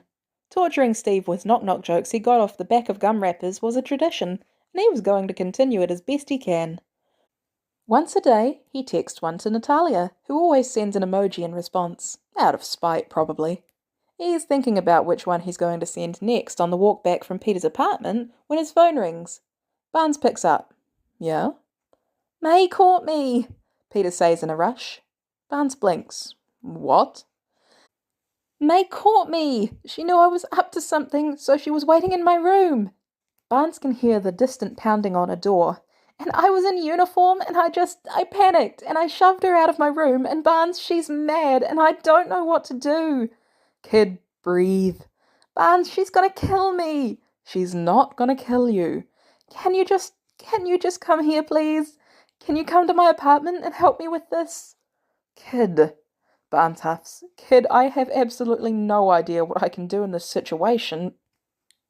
Barnes. Peter's voice gets really small and very scared. Barnes, I don't want to do this alone. Barnes closes his eyes and takes a deep breath. Fuck. Yeah, Peter, he finally says. I'm on my way. Tell me what number you are. A little awkwardly, Barnes presses the button for Peter's apartment. After a few seconds, the door buzzes up and Barnes silently takes the elevator. He can hear muffled yelling as he approaches the door. He knocks twice, clearly, and the yelling stops. Peter opens the door, still in his uniform, mask off, and looks about ready to cry. Hey, kid, he says. Hi, Barnes, he whispers. He stands to the side and Barnes quietly files into the apartment, closing the door behind him. He turns around to see May, her hands on her hips, eyes widening in recognition. The murder hobo from the... May throws her hands up. I knew it. I knew there was something. May! Peter says, holding up his hands. May, okay, listen, it's... What is he doing here? May! Don't May me! Ma'am, Barnes says, desperately trying to think of a way to make this better. May rounds on him. Did you put him up to this, whatever this is? No, Is this your fault? He was already... Peter abruptly turns and walks up the wall. May falls silent, gaping at him. Peter looks between the two of them warily. I started after Ben died, Peter tells her in the quiet. I met Barnes a few months later. None of this was his fault. He's been keeping me safe. What? Maze whispers. The fuck? Something happened to me. Something changed me. And I'm not gonna let it go to waste. You're gonna have to. May! You're gonna have to! May shouts. You're what? You're the guy from the news? You're the spider guy? Spider-Man! Nope. Nah, no way. You will not be doing that. Not under my roof. Then I won't be under your roof, Peter snaps, gesticulating. I'll go somewhere else and do it. The fuck you are, kid, Barnes cuts in. You have to stay here. Why? Peter snaps, glowering at him. 'Cause here is safe. You should be safe. And how the fuck does he fit into this? May yells, gesturing to Barnes. Who the fuck is this guy? This is Barnes. Peter trails off, looking a little lost. May, he saved my life, and he keeps saving it. He keeps an eye on me when I'm out there. Barnes sticks his hands into his pockets. I have a set of skills, and I don't want to see the kid hurt. May stares between the two of them furiously. I'm putting a padlock on your window, she says finally. I'm putting a padlock on all the windows. Hey! No. No. This is done. This, whatever this is over. You're not doing this anymore. And you, she points at Barnes, you stay the fuck away from my boy. May turns on her heel, stalks into her room, and slams the door. Peter climbs down off the wall and sits down on the ground heavily. Barnes sits next to him. Shit, Peter mutters. Kid, Barnes says cautiously. It might not be the worst idea in the world. Peter whips his head up. What? Peter, you're 14. You should be worried about school and dates and shit like that. This is the kind of thing I can handle. I thought you understood. I do understand, but I want to see you safe. This might be a good way to do it. Peter gives him a furious look. I don't care what she says, he tells Barnes in a low voice. I don't care if she turns this place into a prison. I don't care if I'm grounded forever. I'm going to figure out a way to keep doing this, with or without you. Barnes sighs. Kid. I'm tired, Barnes. Peter gets to his feet. I'm going to bed. Peter gets up, walks into his room, and slams the door. Barnes just sits there, head back against the wall for a minute. Then he lets out a long, low sigh and heads out the door, closing it quietly behind him. Chapter 14. Barnes doesn't hear from the kid for a week. He's not really sure how he's meant to do this, but he thinks giving him space is the way to go. He wouldn't be surprised if May made him block his number. Apparently that's something you can do. But he figures Peter will find a way around that eventually. After about a week, Barnes is out for a walk at night when his phone rings. Hello? Hey, Barnes? Peter's whisper sounds chirpy enough, but there's a slight edge to it. How's it going? Okay, Barnes answers a little cautiously. How's it going with you? Well, I'm hanging out on a fire escape, and I'm watching 5 burly-ass guys trying to jack a car. I think I'm going to try and stop 'em. I feel pretty good about my chances, honestly, but I'm going to send you my location, and it's up to you whether you want to come do anything about that. Barnes' stomach drops. Peter. See you soon. Bye. Peter drops the call. Seconds later, his phone pings with Peter's location, and swearing mightily, Barnes sets off at a run. It's bad. Barnes can see it's bad from the distance. 5 guys crowded around something much smaller. He surges forwards, and only doesn't break all their necks because he knows Peter is going to ask about it when he's cognizant. Kid, Barnes says once the guys are taken care of, rushing up to him, turning him over. Peter cries out when he moves him, raising his hands to protect his face. Easy, easy, it's just me, it's Barnes. Peter lowers his hands, breathing heavy. Yeah, it's good. What of all the dumb fuck stunts you could have pulled? Barnes kneels down. How bad? My everything hurts. Can you narrow it down? Peter wheezes. My ribs and my face. Okay. Can you stand? I don't know. Barnes helps him to his feet and he crumples. Nope. Okay, I'm gonna get you home. No. Peter grabs his wrist. No, I don't want May to see how bad. You don't get a say. Barnes snaps. I'm gonna carry you. It's gonna hurt, but I need you to grit your teeth and bear it. He hefts the kid into his arms and the kid whimpers. I know. It's gonna be okay. Barnes takes the back alleys and side streets until he gets to Peter's apartment. He jams his elbow against the button and keeps it there. Yeah? May asks groggily. May, Barnes says, readjusting his grip on the kid, who appears to have passed out. The kid's hurt. There's dead silence. The door buzzes open. Barnes carries the kid up the back stairs until he gets to Peter's floor. May is standing outside their door, face white and drawn. Oh my God, she says as Barnes rushes towards her. What happened? He was getting the shit kicked out of him when I got there. Barnes heads into the apartment and lays Peter down on the floor. May kneels next to him, and Barnes closes the door behind them. Peter, May asks. Oh, Jesus. Barnes turns to see she's tugged the mask off. Peter's face has been beaten to a pulp, Barnes' stomach lurching at the sight. He says his ribs hurt, Barnes tells her. Check his. May gently feels around his ribs. I think they're cracked. Okay, I'm gonna. May inadvertently presses down against Peter's ribs, and Peter jerks into consciousness with a cry. Peter! May rests a hand on his chest. Peter, it's me. Hurts. Peter groans. I know, we're working on it. Barnes gets up and heads into Peter's room. He yanks a t-shirt and sweatpants out of his dresser and rips them up a little, hoping he didn't like them. He comes back and drops them next to May and Peter. Get 'em changed into these. Barnes tells her. You got a car? Yeah. We'll take him to the hospital. Tell him it was a mugging gone wrong. Okay. Barnes kneels down next to Peter as May starts wrestling him out of the suit. Kid. Peter looks at him, dazed.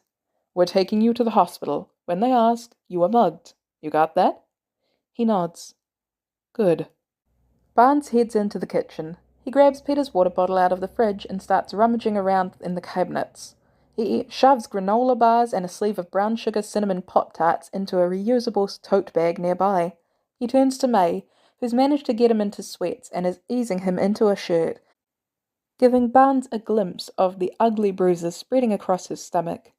Barnes swipes a pair of socks left on the floor and grabs Peter's shoes. He slides the socks and shoes on.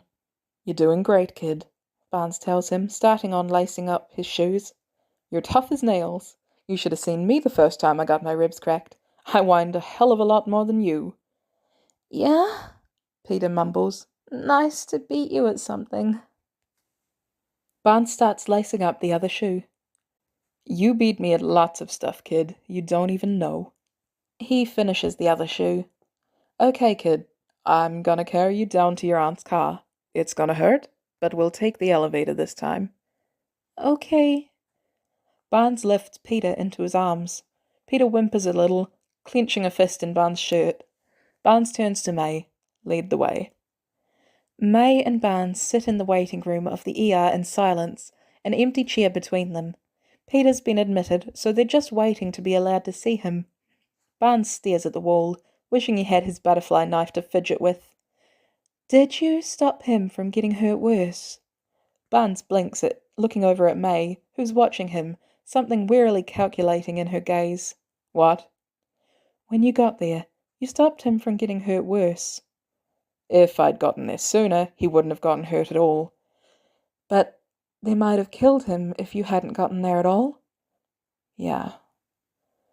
May's quiet for a second, then she gets up and sits next to him. She leans forwards a little. I don't know anything about your world, she tells him, and it scares me that he's out in it. Yeah, I don't blame you. But you're protecting him. Yeah. Barnes, I've been watching him like a hawk, and he's still... May looks at the wall.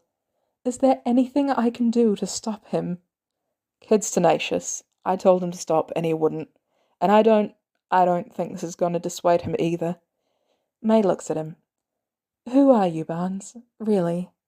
You won't believe me. I think I'll believe anything tonight. Barnes mulls it over.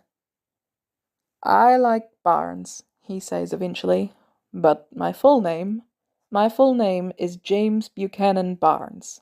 Her eyes widen. And I am that James Buchanan Barnes. I have seen a lot of shit, May. I've been tortured and made to do some terrible things. But it gave me a skill set that I am glad to have. I am glad to have it if it means I can protect the kid. May nods slowly. You're what, 94? 95, I think. Huh. I'm sorry I wasn't fast enough this time. I went as fast as I could. Yeah, I believe you. Mrs. Parker? Barnes and May look up. A nurse is standing there patiently. You can see Peter now. Okay, thank you. May looks at him. I want to talk to him real quick, but I'll send someone for you. Okay, sounds good. May gets up and heads into the hospital. Barnes pulls out his phone and sends a quick text to Natalia. Kid's hurt. Almost immediately he gets a response. Is he gonna be okay? Yeah. It wasn't your fault. Yeah. The phone rings. Barnes picks it up. It wasn't, Natalia says, a little groggy but clear. James, it wasn't. I could have been quicker. You got there quick enough to make sure he didn't get killed. Did you kill anybody? Do I need to send someone out for cleanup? No. I wanted to, but I didn't. Okay. He dared me, kinda. I think I think he thought I wasn't gonna come. And Natalia, I'm always gonna come. I know, James, and if he didn't know that before, he does now. Stupid dumbass move. He could have gotten himself killed. How bad was it? Cracked his ribs, beat his face to a pulp. Barnes runs a hand over his face. I think his aunt's okay with me now, though, which is something. Yeah, that's something. We should have run off to that somewhere together, huh? Where they couldn't find us. We should have done a lot of things, James. She sounds tired but fond. And if we had, a lot of people who didn't deserve it would be dead. Yeah, I guess we're an acceptable sacrifice at the altar, huh? I guess we are. You should go back to bed. Get some rest. You'll be all right? Yeah, I'll be all right. Good night, James. Good night, Natalia. Barnes pockets his phone. He stares at the wall until somebody says, Mr. Barnes, you can see Peter now. Barnes mechanically follows the nurse back to Peter's room. When he gets there, May isn't in one of the 2 chairs available. She ran to the bathroom, Peter croaks out, one of his eyes swollen shut as the nurse closes the door behind them. Barnes sits next to Peter. I haven't told your aunt about that dumbass stunt you pulled, and I won't. But if you ever do that again, I'm telling her everything. I don't know what you were trying to prove, but Peter swallowed. I wasn't sure you wanted to be there. I always want to be there, okay? I'm always going to keep an eye on you, but you need to tell me before you get to a place, not when you're right up against the wire. You promise? Yeah, kid, I promise. May says she'll let me go back out with you. The kid takes a wheezy breath. So we're cleared officially. You're not going anywhere for a while. You're on bed rest for the foreseeable future. Yeah, she said that too. Peter takes another wheezy breath. I'm tired. Get some sleep, kid. I'll be there when you wake up. You promise? Only reason I'm going anywhere is if they kick me out. Okay. Peter's eyes droop shut. Sounds good. Within minutes, he's snoring. May comes in and sits next to Barnes. Hey. Hey. Barnes looks back at Peter. Was relieved to see he's lucid. The drugs they have him on are pretty good. Yeah, makes sense. May's stomach audibly growls. Barnes reaches into his bag and pulls out a granola bar. Here. Oh, thanks. The 2 of them sit in silence, just watching Peter breathe. Chapter 15. The kid burns through the drugs pretty quick. It should have occurred to Barnes sooner. He does too. So did Steve. Metabolism thing. It's not so bad when he's in the hospital, but when they actually get him back to May and Peter's apartment, he's putting on a brave face. Luckily, Barnes looks like the kind of guy who'd buy drugs in an alley, so he manages to keep him stocked with the good stuff. May raises an eyebrow, but doesn't say anything, which he appreciates. How are you feeling? Barnes asks on the 3rd day out of the hospital. Ribs bad, Peter mumbles from the couch, eyes closed. Drugs good. Fair enough. Why don't you get some sleep? Peter doesn't have to be told twice, drifting off. Barnes is sitting on the floor up against the couch, and plans to continue to do so. He's only left the Parkers' apartment to sleep and shower since they brought him back. Barnes. Barnes looks up. May is holding 2 mugs of something. Do you like tea? She asks. It's passion tea. Sweet. I have no idea. Barnes takes the mug as she sits on the floor across from him. Thank you. Peter only really likes tea when it's iced. He drinks it like a drain. I think it's part of whatever's up with him. I get dehydrated too. May takes a sip of her tea. I think we should talk. Okay. Barnes takes a sip, too. It's not too bad. Fruity. What about? You. Okay. I get the vibe from you that there are things I shouldn't know, but you're spending time with my boy. and I think I should know more about you than I do, if that's the case. Seems reasonable. So, what's your deal exactly? Because what they taught me in school is that you fell off a train in the Alps in the 40s. I did. Barnes shifts his grip onto his mug. But I had been dosed with a bastardized version of the serum they gave Steve by the time that happened. I survived the fall from the train. Lost an arm, but otherwise survived. May's eyes stray to his arms, and Barnes rests the mug on the ground, pulling off his glove to show May his hand. Oh, wow. Yeah. I bet Peter was really excited to see that. Barnes huffs a laugh. Yeah, he was. Did he want to take it apart? Told him it wasn't happening unless he knew how to put it back together again. Reasonable expectation. May drinks some tea. So you survived falling off a train? Hydra found me. They did. Barnes' hand clenches. Things to me. Wiped my memory. Turned me into a machine. An assassin. May absorbs this. And the serum is why you're young? Young. Barnes can't remember the last time he felt young. They froze me. Cryogenic sleep. When I wasn't being used. But the serum probably helps. May drinks more of her tea. What changed? Steve brought me back out of it. I didn't. I wasn't kind to him beforehand. But he broke me free in the end. I ran, and now I'm here. And Steve is Captain America? Yeah. Okay, how did all of this happen with Peter? I was out for a walk, a woman was getting mugged. I went to do something, but the kid got there first. Barnes looks at him, asleep on the couch. I told him to go home and leave it to the grown-ups. He wouldn't. I kept running into him. In the end, I couldn't let him do it alone. Barnes looks at May. What happened to Ben? May sighs. Mugging gone wrong. Peter was there. He watched him go. He was really quiet for a long time after. But if he says he ran into you a few months after Ben went, I think he might have started talking again when he met you. Barnes swallows. He looks down at his hands. Told him I'm a bad person to look up to, he mutters. I don't think so. Barnes snorts. You don't, do you? I don't, Barnes. I don't know who you were before.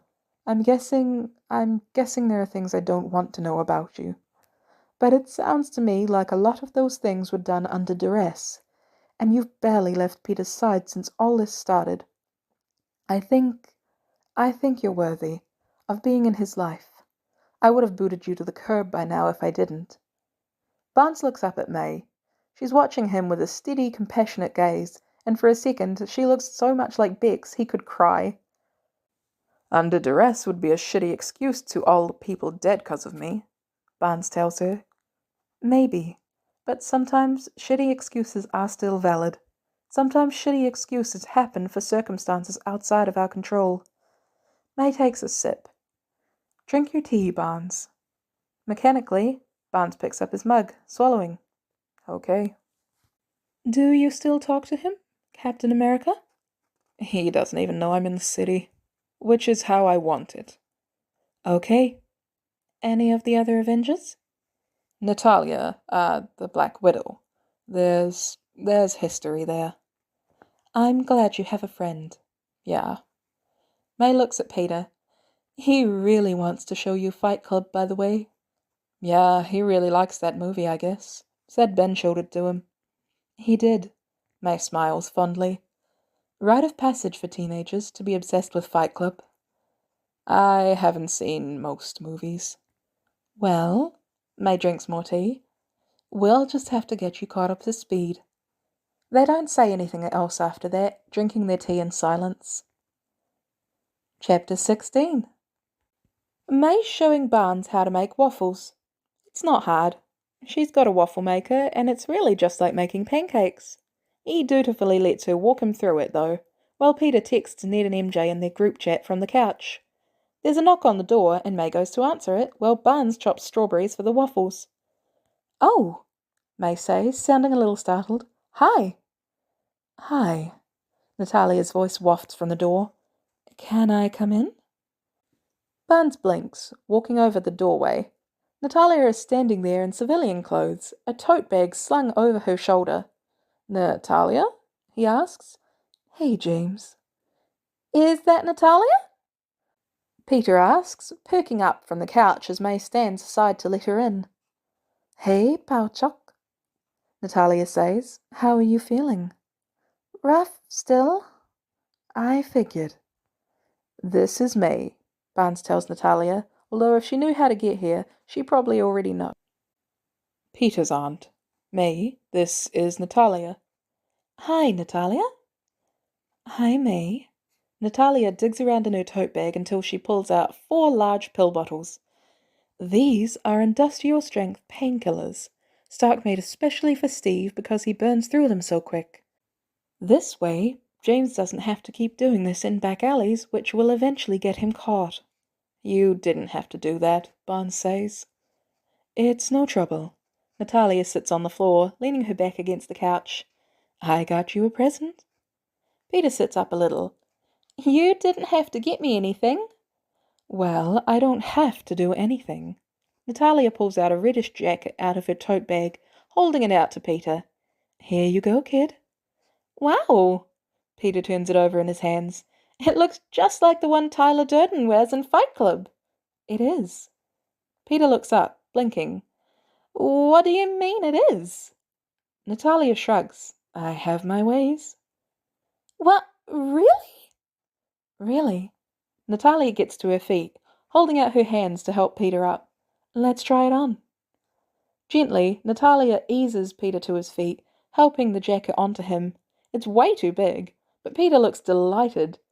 "Natalia," he says, "this is awesome." "Yeah? I'm glad you like it." "I'm gonna wear it everywhere." "Would you like to stay for lunch?" May asks, watching with something soft in her eyes. "Barnes and I are making waffles, with strawberries and whipped cream." "Sure, I like waffles." "I'm terrified I'm going to drip syrup on this," Peter says as they eat, still in his jacket. He's been supplied with one of the industrial-strength painkillers, so he looks slightly woozy. Natalia shrugs. "If fake blood comes out, so will syrup, probably." "Barnes says you like terrible knock-knock jokes." Natalia looks amused. "I do." "I've got one for you." "Oh, yeah?" "Knock, knock." "Who's there?" "No bell." "No bell who?" "No bell. That's why I knocked." Natalia laughs. Peter looks pleased with himself. "Yeah, that's pretty good." "Terrible." Barnes mumbles, cutting into his waffle. "Terrible joke." "My husband liked bad knock-knock jokes," May tells Natalia. "Bad puns, too." "I like a bad pun." "Natalia's got a horrible sense of humor," Barnes says. "I wouldn't say that." "I would." "How's Avengers Tower?" Peter asks, spearing a strawberry with his fork. "It's pretty good. Steve's paranoid Stark and Bruce are gonna blow up the lab." "Why?" "They want to build a Jaeger." "Like from Pacific Rim?" "Exactly like from Pacific Rim." "What's a Jaeger?" Barnes asks. "It's like," Peter gestures with his fork, "a massive robot 2-people pilot with the power of love and friendship." "Oh, and they want to build one?" "They do." Natalia takes a bite of her waffle. "Clint thinks it's a great idea. Thor likes the movie, so he thinks it could be fun. I'm on team fuck it, why not? Sam and Steve still think it's a bad idea." "Why?" Peter asks, although Barnes can think of a few reasons. "2 major reasons. The first is that it requires nuclear power, and they think the feds are going to get twitchy if Stark and Bruce build a mini-nuclear reactor in their basement. The second is we have no place to put a Jaeger." "Put it with the Statue of Liberty," Peter points out. "She could use a friend." "That," Natalia says, pointing at Peter, "is a great idea. I'll bring it up with Stark." Peter looks delighted. "You're going to tell Tony Stark one of my ideas?" Sure, why not? Peter's a real smart kid, Barnes tells Natalia. He loves to build. Do you? Peter goes a little red. Yeah? He built those web shooters he uses. Barnes can't keep the proud twinge out of his voice. And the shit that's in him, too. Did you really? That's pretty good. Peter grins a little shyly. Thank you. Natalia's phone dings. She checks it and sighs. Okay, Avengers business. She stands. Barnes standing with her, taking her plate as well as May and Peter's. May's finished, and Peter looks like he might be about to fall asleep with it still in his hands. Feel better, kid. Thanks, Natalia, and thanks for the awesome jacket. No problem. Natalia smiles at May. Nice to meet you. You too. Thanks for the painkillers. No problem. Barnes walks Natalia into the door. Thank you, he says sincerely. Natalia smiles. My pleasure. She kisses Barnes on the cheek. Stay out of trouble, James. I'll do my best. Liar, she says with no rancor. Barnes smiles. Yeah, probably. Natalia slips out the door and Barnes closes it behind her. He puts the plates and forks in the dishwasher and returns to sit on the floor next to May.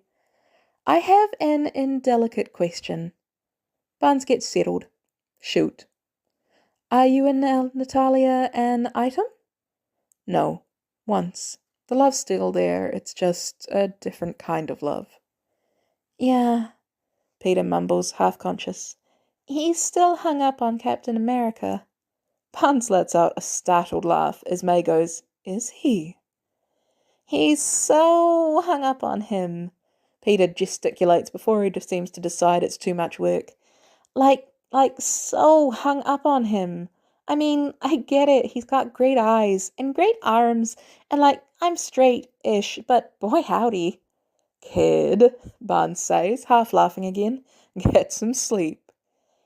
Hey, I should get some sleep. Great idea. Peter dozes off, pulling the jacket a little tighter. He is going to feel very bad about outing you when he wakes up, May says, looking at Peter fondly. Bucky says, a little lighter than he was when he woke up this morning. Funniest way for it to happen, at least. Chapter 17. The thought's been lurking. It's not even a thought, really. It's more like an itch. It's there at the back of his mind, and it's getting harder and harder not to scratch it. May's taking Peter to the doctor's for a checkup. Doctors make Barnes twitchy, which had evidently been obvious enough when Peter was in the hospital that both May and Peter told him to sit this one out, which means he's got a free day. The itch, finally, is too big. So, Barnes takes a train. Manhattan's big, but he knows where he's going that morning. Natalia said he likes his coffee.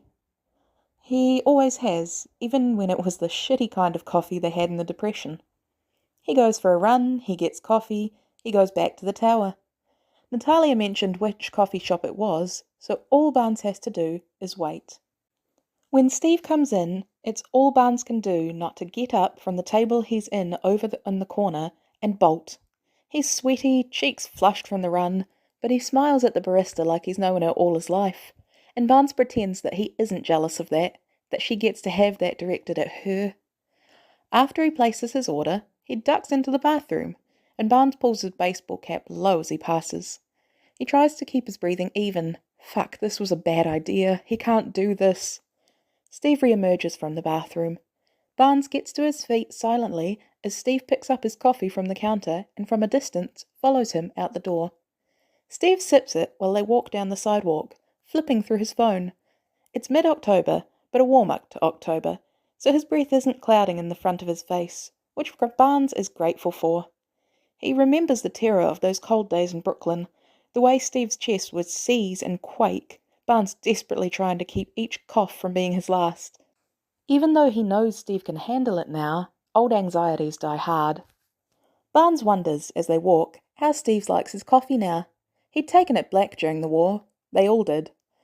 But they do it all kinds of ways now. Cream, sugar, flavour shots. Barnes wonders if he's explored all the options, Or if he's looked at it with that grimace, the one that says, I don't know about all that, and stuck with what he knew. He walks the same. Steady pace, even movements. It had taken him a while, he'd told Barnes once, somewhere in France. This body was so much bigger and wider. He was always stumbling into things and had barely gotten the hang of it by the time he found Bucky again. They're about the same now. The same shape, the same size, and it's a little nutty to Barnes. He used to haul Steve over his shoulder when they were bickering just for the hell of it, Steve beating tiny fists down on his back, hollering, Buck, for the love of Christ, put me down now, or I'm going to give you such a nosebleed, I swear. Barnes couldn't do that now, he thinks, or not as easy. Barnes was the only one Steve ever let use his size against him. Anybody else would have gotten a swift kick in the nuts, but he always let Barnes get away with it. There's no shortage, Barnes thinks, of things Steve will let him get away with. All too soon, they're at the tower. Barnes watches him punch in a code and slip through the door, closing it behind him. Silently, Barnes turns on his heel and walks away. Got you something from the M&M store, Barnes tells Peter, dropping a bag of candy on his chest where he's lying on the couch, taking care to avoid his ribs. Peter wrinkles his nose. The M&M store is for tourists. You want your chocolate or not? No, I want it. Peter opens up the bag. Why were you in Manhattan? Little errand. What did the doctor say? She said I'm healing well. Should probably stick to the crutch for another few weeks, though. Good. Yeah. Hey, Barnes? Yeah? Why don't you like doctors? Barnes pauses. Reminds me of Hydra, he says eventually. A lot of doctors at Hydra. And doctors weren't none too kind to Steve, on account of the state of him. Seemed to think his wheeziness was a moral failing. Peter looks indignant. That's bogus. Yeah, I always thought so. Asthma's just asthma. I had asthma before the spider. Yeah, you look like the type. I dunno if that's an insult or not. Barnes helps himself to some chocolate. Me neither. You like the ones with the peanuts, or the ones without better? With. That's good to know, Barnes thinks, for next time. Chapter 18.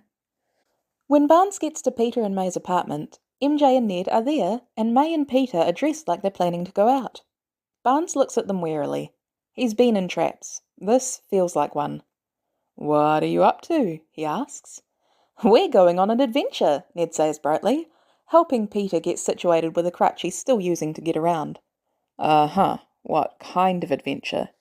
The secret kind, MJ folds her arms. Don't you know about those? Sure, Barnes answers, still wary. Usually they end in dead people. Still might this time. It won't, Peter says hastily. I promise. Barnes looks at May. We're turning you into a person, May tells him, and you don't get a say. You're turning me into a what? You dress like you're in a movie about the Cold War, MJ tells him, and your hair looks like shit. What? Barnes narrows his eyes. Whose idea was this? Ned points at Peter. Peter points at Ned. MJ points at May. This is dumb. We don't need to do this. Barnes, May says, in a tone that suddenly and strikingly reminds Barnes of Peggy. I don't mind you hanging around the apartment all the time, but you look like a serial killer and my neighbours are starting to talk. So I'm taking you to my salon, and then we're going to Macy's. This is not up for debate. Barnes turns those narrowed eyes on May. May remains unruffled. We got to take the Hardy Boys and Nancy Drew with us, he finally asks. They refuse to stay at home. Fine. They all pile into May's car, Ned, Peter and MJ squeezing into the back seat. When they get to the salon, May does all the talking, all my brother and just got out of a bad breakup and we just want to treat him, you know. She's a better liar than Peter, so the kid really has no excuse. How do you want it? May's hairdresser asks as she washes Barnes' hair, which is evidently taking a while. Shoulder length still. He doesn't want to be extremely recognisable, especially because he's followed Steve back to the tower 3 times this week. Layers? You're supposed to ask advice from experts when confused. It doesn't come naturally. Do you think that would be best? Yeah, I think you could make that work. Okay, then that's a good idea. Good. You got good hair, you know? Good colour. You should wash it more. Okay. The haircut is bearable. Barnes sits through it patiently as the hairdresser and May chat. The kids sit in the waiting area, Ned and Peter playing some game together on their phone while MJ sketches. When it's done, Barnes peers at himself in the mirror. It looks better. More body, he guesses? He doesn't know. Good job, he says, because he doesn't know what else to say. Thanks. Thank you, and no problem. So, we figure you can keep your tactical get-up, Peter tells Barnes as they walk into the Macy's. But, you know, more casual too. MJ likes fashion. She's better at this than me.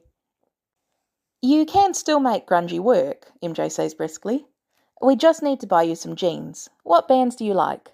I like Benny Goodman, Frank Sinatra. MJ gives Peter a look that just screams, How do you expect me to work in these conditions? He liked the Beatles when I paid them for him, Peter tells her. Carly Rae Jepsen too. And the Stones. Okay, I can make that work. I bet you were a craftwork guy, Ned tells him. I don't know what a craftwork guy is. May grabs a cart and MJ piles things into it. Barnes just kinda lets her. He knows when not to interfere with a mission. This Nirvana shirt would look good on him, MJ muses, holding it up against Barnes's torso. He doesn't know any Nirvana, Peter points out. His whole thing absolutely says he smells like a teen spirit guy.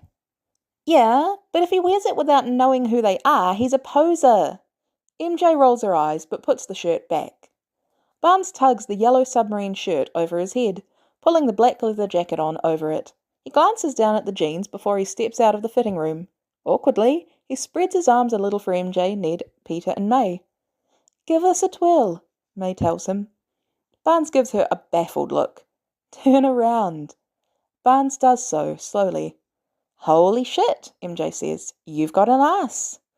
Dude, Peter hisses as Ned chokes and May snorts. What? I'm just saying you wouldn't think it to look at him, but you look very nice, Barnes, May tells him. It's acceptable. It is to us. Do you like it? Yeah, I like it okay. Good.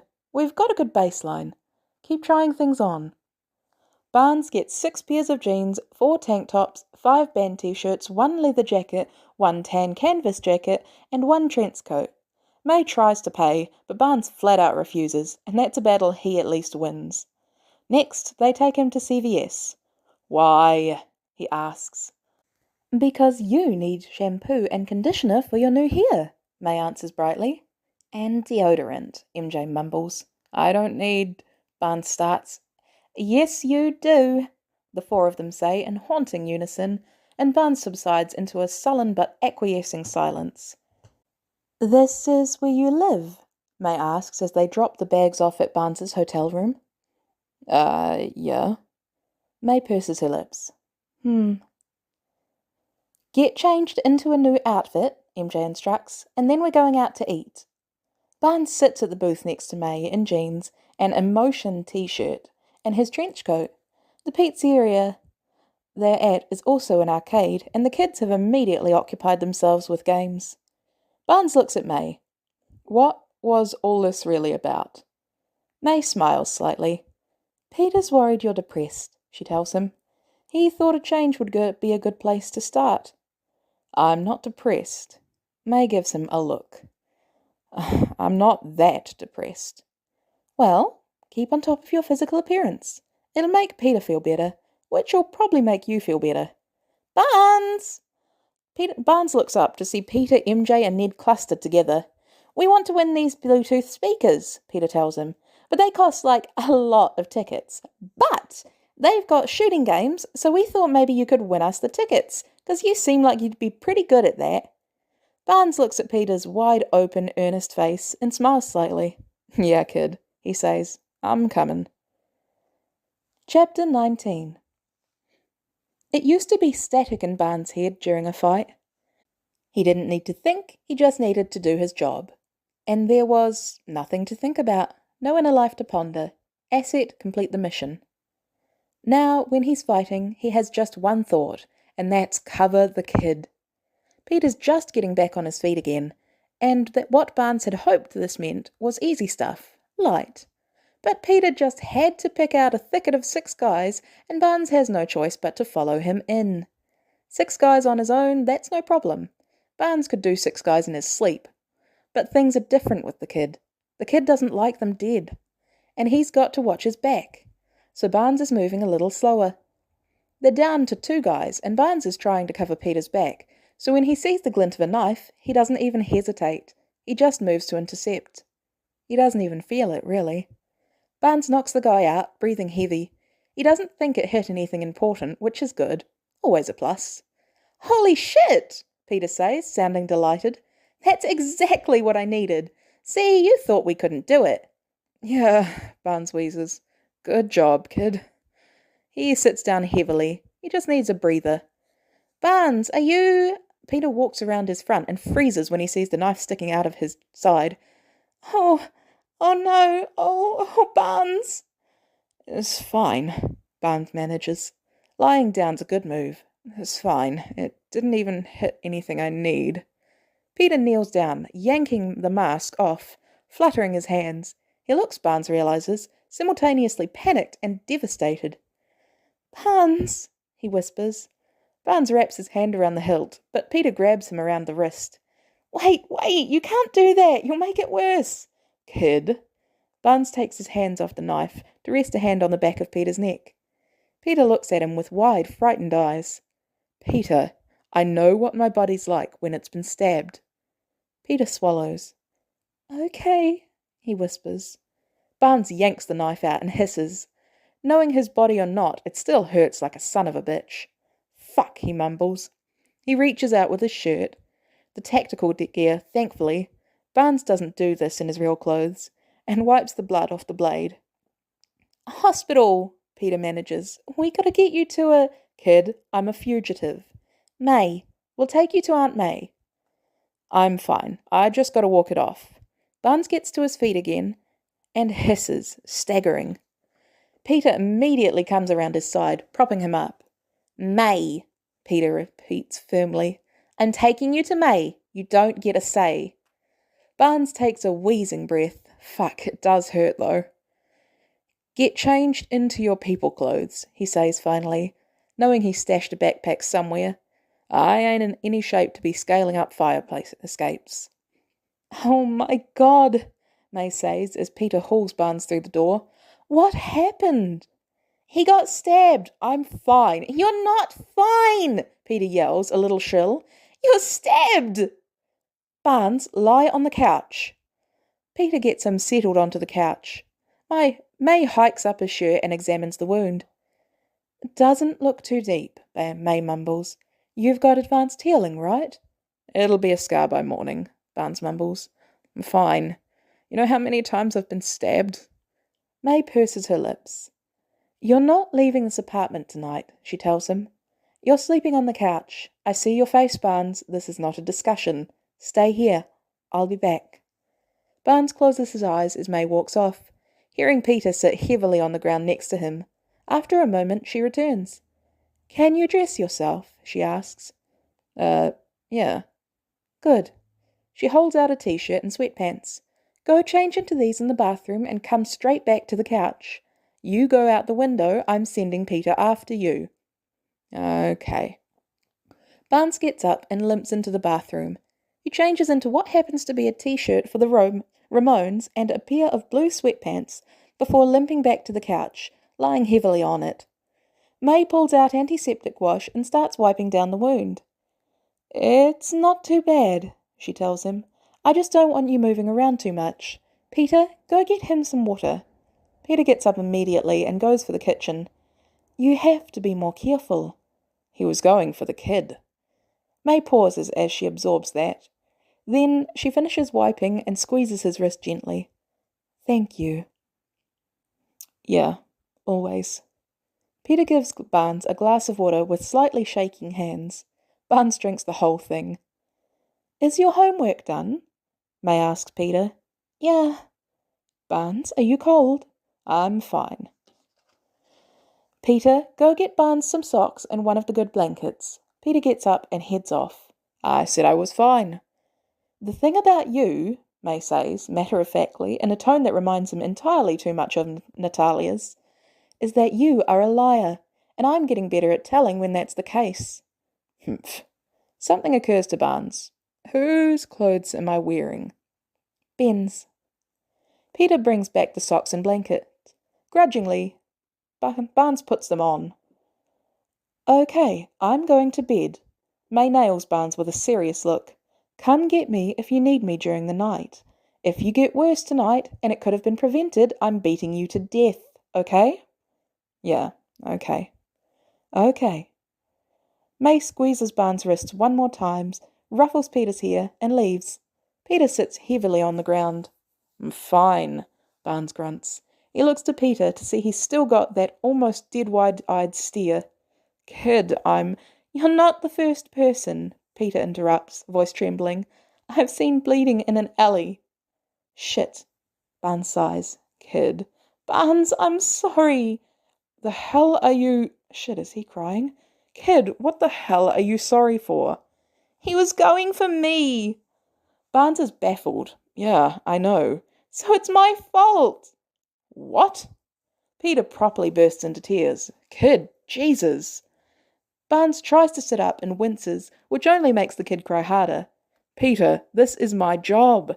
This is exactly the reason that I'm here, okay? You did your part, and I did mine. You could have died. It wasn't that kind of stabbing.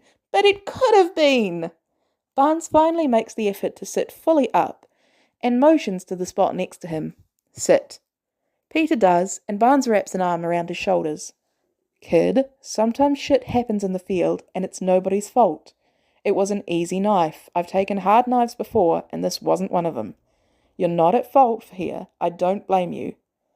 I don't want you to die for me, Peter hiccups. I don't want anyone else to die for me. Hey, look at me. Peter does. There's a lot of stupid, terrible reasons for me to die, Barnes tells him clearly. I'm going to be happy if the reason I die is keeping you safe. And your uncle felt the same, okay? I know he did. It ain't your fault Ben's dead. And it won't be your fault if I go. This is just what you do, okay? This is just what you do. Peter leans forwards and buries his face in Barnes. Barnes wraps his arms around him, pulling him in. It ain't your fault, he whispers. It ain't nobody's fault but the guy who did it. That's the only person to blame, okay? You're a good kid, and it ain't your fault. Peter cries, and Barnes just holds him. When Barnes comes to, it's to the sound of May bustling around and a weight on his chest. He opens his eyes drowsily to see that Peter's fallen asleep on top of him, Barnes having sprawled out across the couch at some point. Looks like May's getting ready for work. How are you feeling? She asks softly. Fine, real fine. He adds, seeing the look on her face. Not lying fine. Let me see. Barnes carefully shifts Peter's hand so she can see where he was stabbed. Wow, not even a scratch. Freaky. May slides her shoes on. Can you make sure he gets on the bus? Yeah, sure. May hesitates. I thought last night him talking to you would help more. That if he talked to me, I mean. I think he just needed to cry it out. Yeah, probably. He hasn't cried much since Ben. I'll swing by tonight. Okay, I'll order pizza. May grabs her keys. Bye, Barnes. Have a good day at work, May. May leaves, and Barnes turns his attention to Peter. Kid, he says softly. Kid, wake up. Peter opens his eyes blearily. Barnes, he mumbles. Yep. You okay? Yep. Did I fall asleep on you? Yep. Ah, sorry. It's okay. You've got school, though, so you got to get up. Peter yawns. Okay. Peter stumbles through getting dressed and getting his bag together while Barnes toasts a Pop-Tart for him. He wraps the Pop-Tart in a paper towel so he doesn't burn his fingers and hands it to him. Here. Thanks, Barnes. I'm going to swing by tonight, okay? Okay, I'll meet you outside the building. No, I'm just coming by to hang out. You can show me Fight Club, okay? Peter's eyes light up. Really? Really. May says she'll order pizza. They leave the apartment. Dude, it's so good. You're gonna love it. But you gotta tell me if you don't. Don't lie to me about it. Barnes hits the button for the elevator. Don't worry, I won't. Peter chatters all the way down about how good the movie looks and sounds and how he doesn't even know the twist. It's gonna be so awesome, Barnes. When the bus shows up, Barnes claps him on the shoulder. Have a good day at school, kid, he tells him. I'll see you tonight. Bye, Barnes! With a wave, Peter gets on the bus. Barnes watches the bus go down the street and, with a soft sigh, heads home. Chapter 20. What are you doing for Thanksgiving? Peter asks. They're eating Chinese food, actually inside the restaurant this time. Peter's mask flipped up over his lips. It's getting to be too cold to sit on the park benches at night. The restaurant is pretty used to their friendly neighborhood Spider-Man at this point. Sitting in my room quietly, probably. You want to come hang with me and May? You want me there? We don't do anything fancy. Peter digs some rice out of his box with the chopsticks. May makes risotto with champagne and lemons and this 5-onion soup, and I make potatoes au gratin. But, we'd be happy to have you. Barnes thinks it over. Yeah, he says slowly. Yeah, I'll make something. You don't got to do that. You're our guest. No, the wheels are already turning. No, I'm gonna make something. Barnes feels weird asking May and Peter to get him groceries, so when he shows up, Thanksgiving Day, he has 2 reusable grocery bags filled with supplies. Hi, he says when May opens the door. Happy Thanksgiving, May says cheerily. You didn't have to make anything. Well, I'm gonna. May steps to the side. What are you making? Pie. Cool. Peter perks up when he sees Barnes. Hey, Barnes, happy Thanksgiving. Hey, kid. Come, help me with this. Peter helps him unload the bags onto the counter. Are you making apple pie? Yep, you're gonna help me. You don't have pie crust. We're gonna make it. You can just buy it and unroll it, We ain't doing that. Do either of you need the oven right now? Go nuts, May says. Cool. Peter brightens. We have aprons, hang on. He rummages in a closet until he pulls out 2 aprons. He shoves one at Barnes. Barnes peers at it to see it says, May the forks be with you. I don't get it, he tells Peter. We're gonna work on that. Peter ties his on, which says, whatever happens, we're eating it. Tonight, maybe. What are we doing? You ever make pie crust before? I never had to. You good at following instructions? I'll learn. Barnes walks him through it. They cube the butter, drizzle the cold water, work the dough. Barnes expects Peter to complain, but he doesn't, listening attentively. They roll it out, cut it for the lattice, and then work on the filling. They had all these spices at the store when Barnes went, and he didn't understand half of them, but he knows cinnamon and nutmeg. Nutmeg had been a rare treat, but they'd used it when they had it, so he gets it. A little honey, too. They carefully create the lattice, and Barnes sticks it in the oven. It smells good, Peter tells him while they clean up. Should taste good if all works out. Okay, May says as they finish the last of the cleanup. I gotta get the risotto going. The soup, too. Nope. May holds up a hand to stop Barnes. You're my guest, and even if you weren't, I cook best on my own. Okay.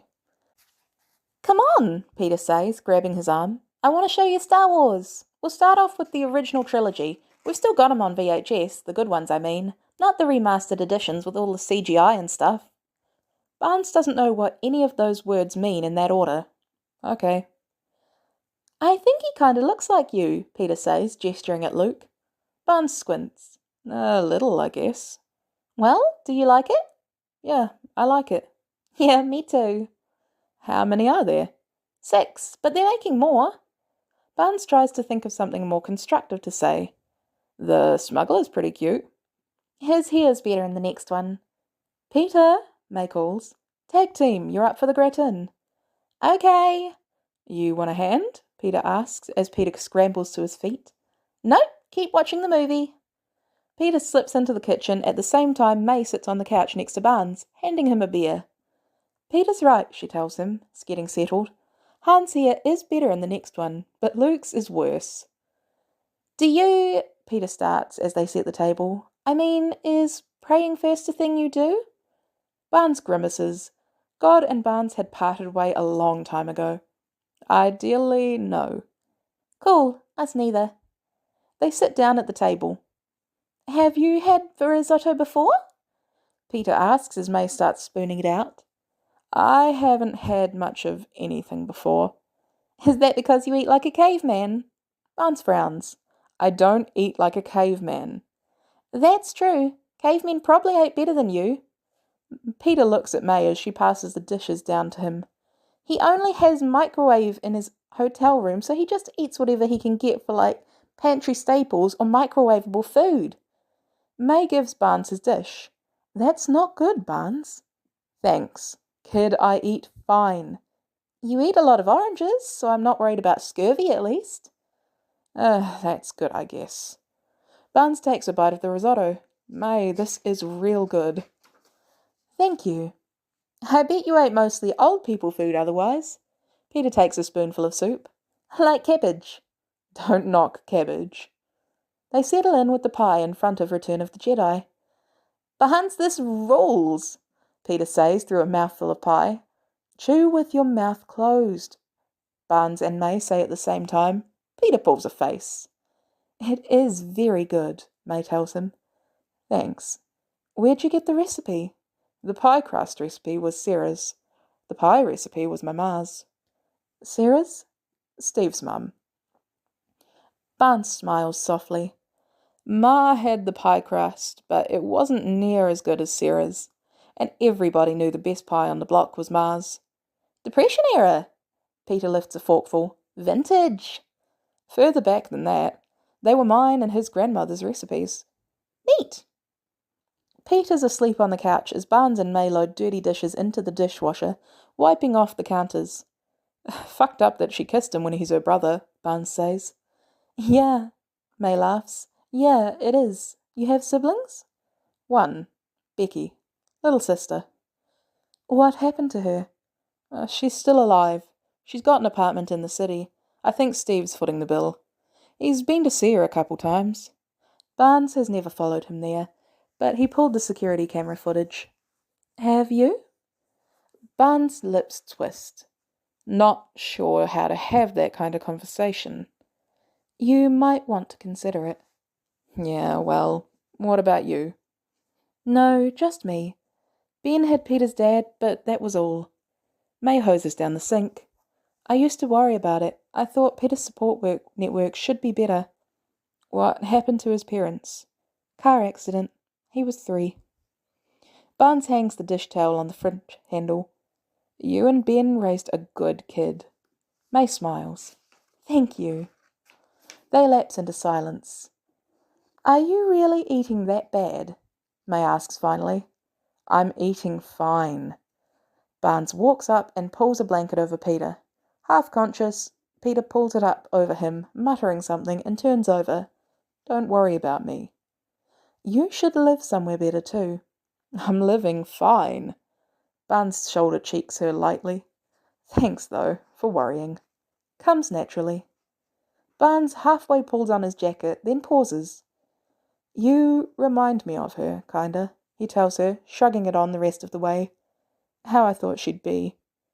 Who? Bex. May's face does something complicated. Then she reaches out and pulls Barnes into her arms. Startled, he hugs her back. You could use a better support network too, you know, she tells him quietly. Just saying. Don't say fine or I'll sock you. Bex all over.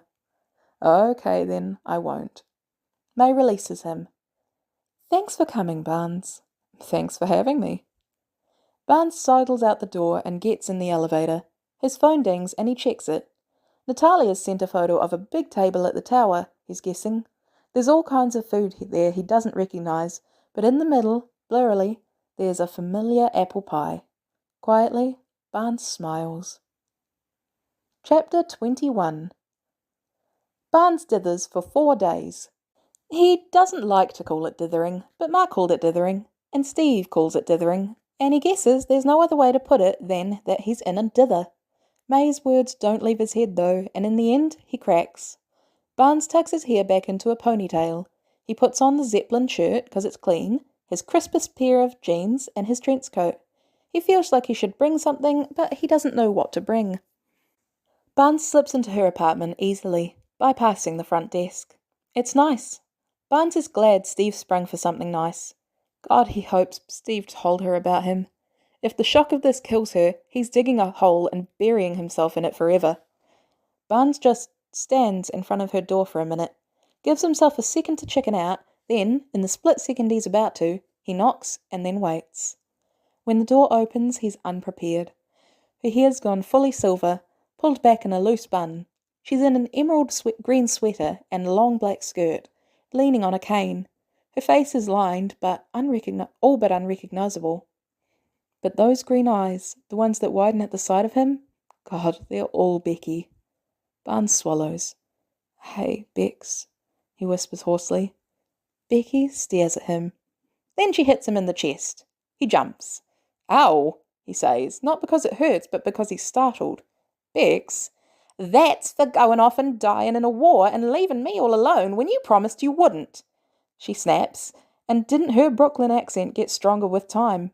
She hits him again. That's for being gone all this time. She hits him again. That's for not coming to see me sooner. You quit hitting me. Barnes snaps, the accent sanding off the edges of his words in response to hers. Jesus Christ, Bex, were you raised in a barn? You'd know. They glare at each other until Becky lunges forwards and Barnes lurches back, preparing to be hit again. She makes up the distance, wrapping her arms around him in a surprisingly strong, clenching in a hug. On automatic, he wraps his arms back.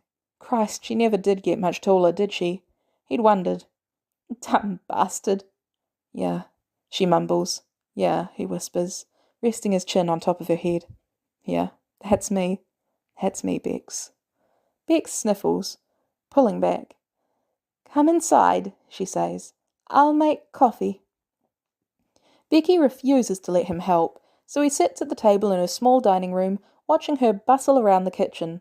She pushes him his coffee, sitting down with hers, and for a moment they just stare at each other. He said you might look different, she says eventually. But Christ, you look just the same, except for the hair. Look like a goddamn hippie.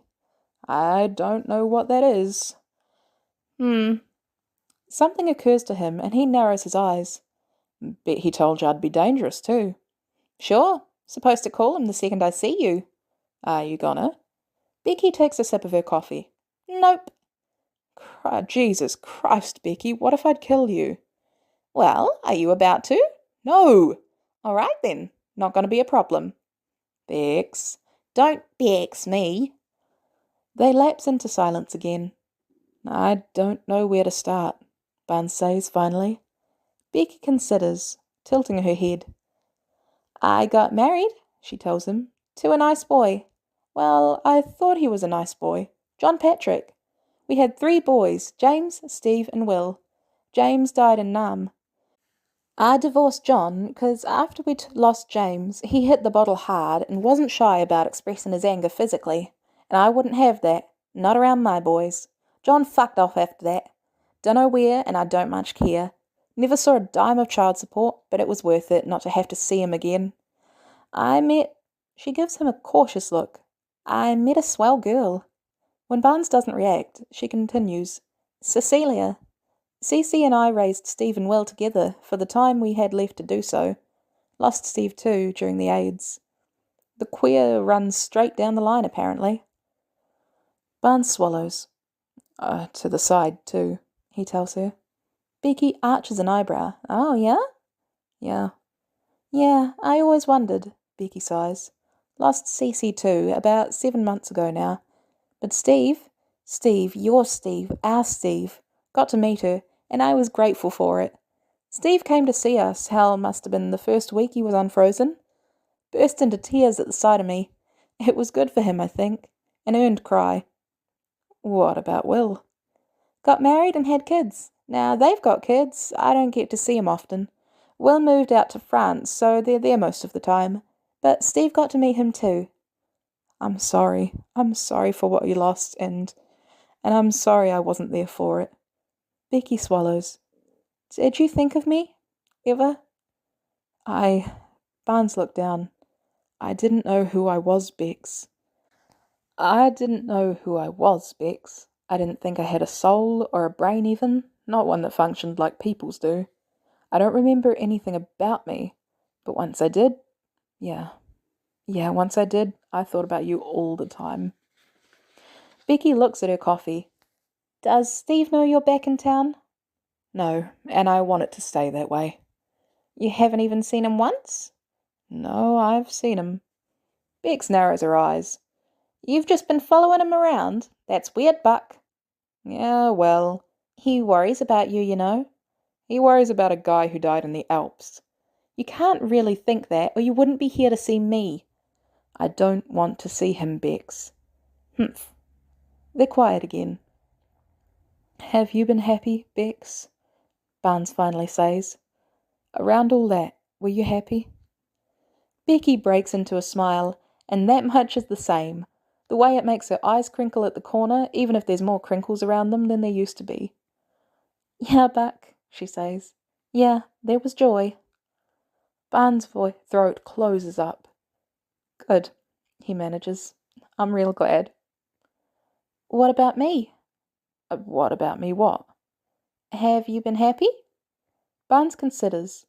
He thinks of doing dishes with May, of movie marathons with Peter, of awful jokes with Natalia. Yeah, he answers slowly. Yeah, there's joy. There's something a little teary in Becky's smile now. Good. I'm glad you earned it. She sips her coffee.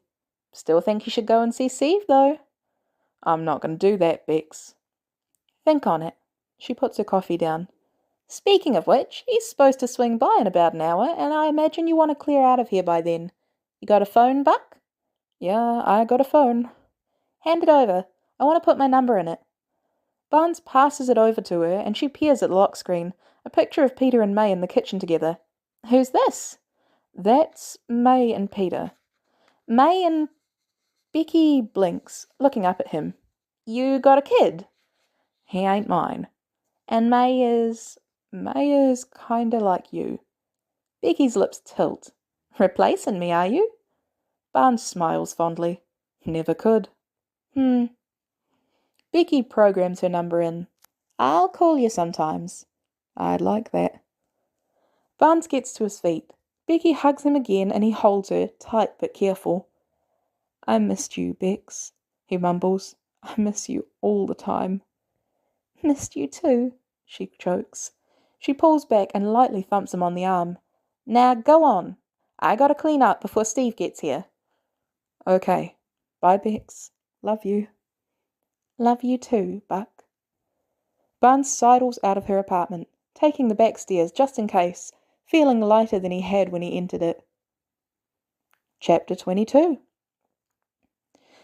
So you're coming over for Christmas, right? Peter asks as they're hanging out, eating an orange. You want me to? Yeah, of course. Yeah, I'm coming over for Christmas. Cool, you don't have to bring anything. Your presence is present enough. Barnes takes a bite out of an orange slice. You spend a while thinking that up? Peter scowls. No. Uh-huh, Barnes answers, mulling over some things. Real believable. This was, Barnes thinks, looking at the craft store with a steady and dawning horror, a bad idea. But he's committed, so he'll follow through with the same goddamn single-minded determination he went to fucking war with, if necessary. He walks into the craft store awkwardly, looking around. Hi, the woman behind the counter says cheerfully. Can I help you? Barnes walks up to the counter. He reminds himself not to fold his arms. People find that intimidating. This woman doesn't need to be intimidated. I haven't knit for a really long time, but I want to make socks for my friends for Christmas, and I don't know where to start. What yarn do you want to use? Sock weight? He has no idea if that's still a thing, but the woman nods. You want fingering? I can set you up with our fingering array. Do you want metal or wooden needles? Metal. Less chance he'll break them. Okay, how many pairs? 4. What size? 2 women, 1 teenager, and 1 man. Ankle socks or higher up? Barnes tries not to feel overwhelmed. Ankle, I'm pushing it on the timing. The woman grins. Yeah, you've got the soul of a crafter, all right. Good. The woman leads him over to a wall where there's a variety of yarn in a variety of colours, sometimes a variety even in one skein. Here we go, this is our fingering weight. For ankle socks, you'll probably need 1 skein per pair. Wow. Barnes gives up on not trying to feel overwhelmed. This is a lot more colours than we had when I was a kid. Yeah, dyers have really been getting a little crazy with it. Good crazy, though. Do you need help picking stuff out? I'll let you know. Great, I'll go get you your needles. She leaves Barnes, who stares at the yarn. He takes a deep breath and starts breaking it down. May likes earth tones, he thinks. He knows that much about her. So the yarn with the rich sky blues and copper reds and varying browns, that would be good for her.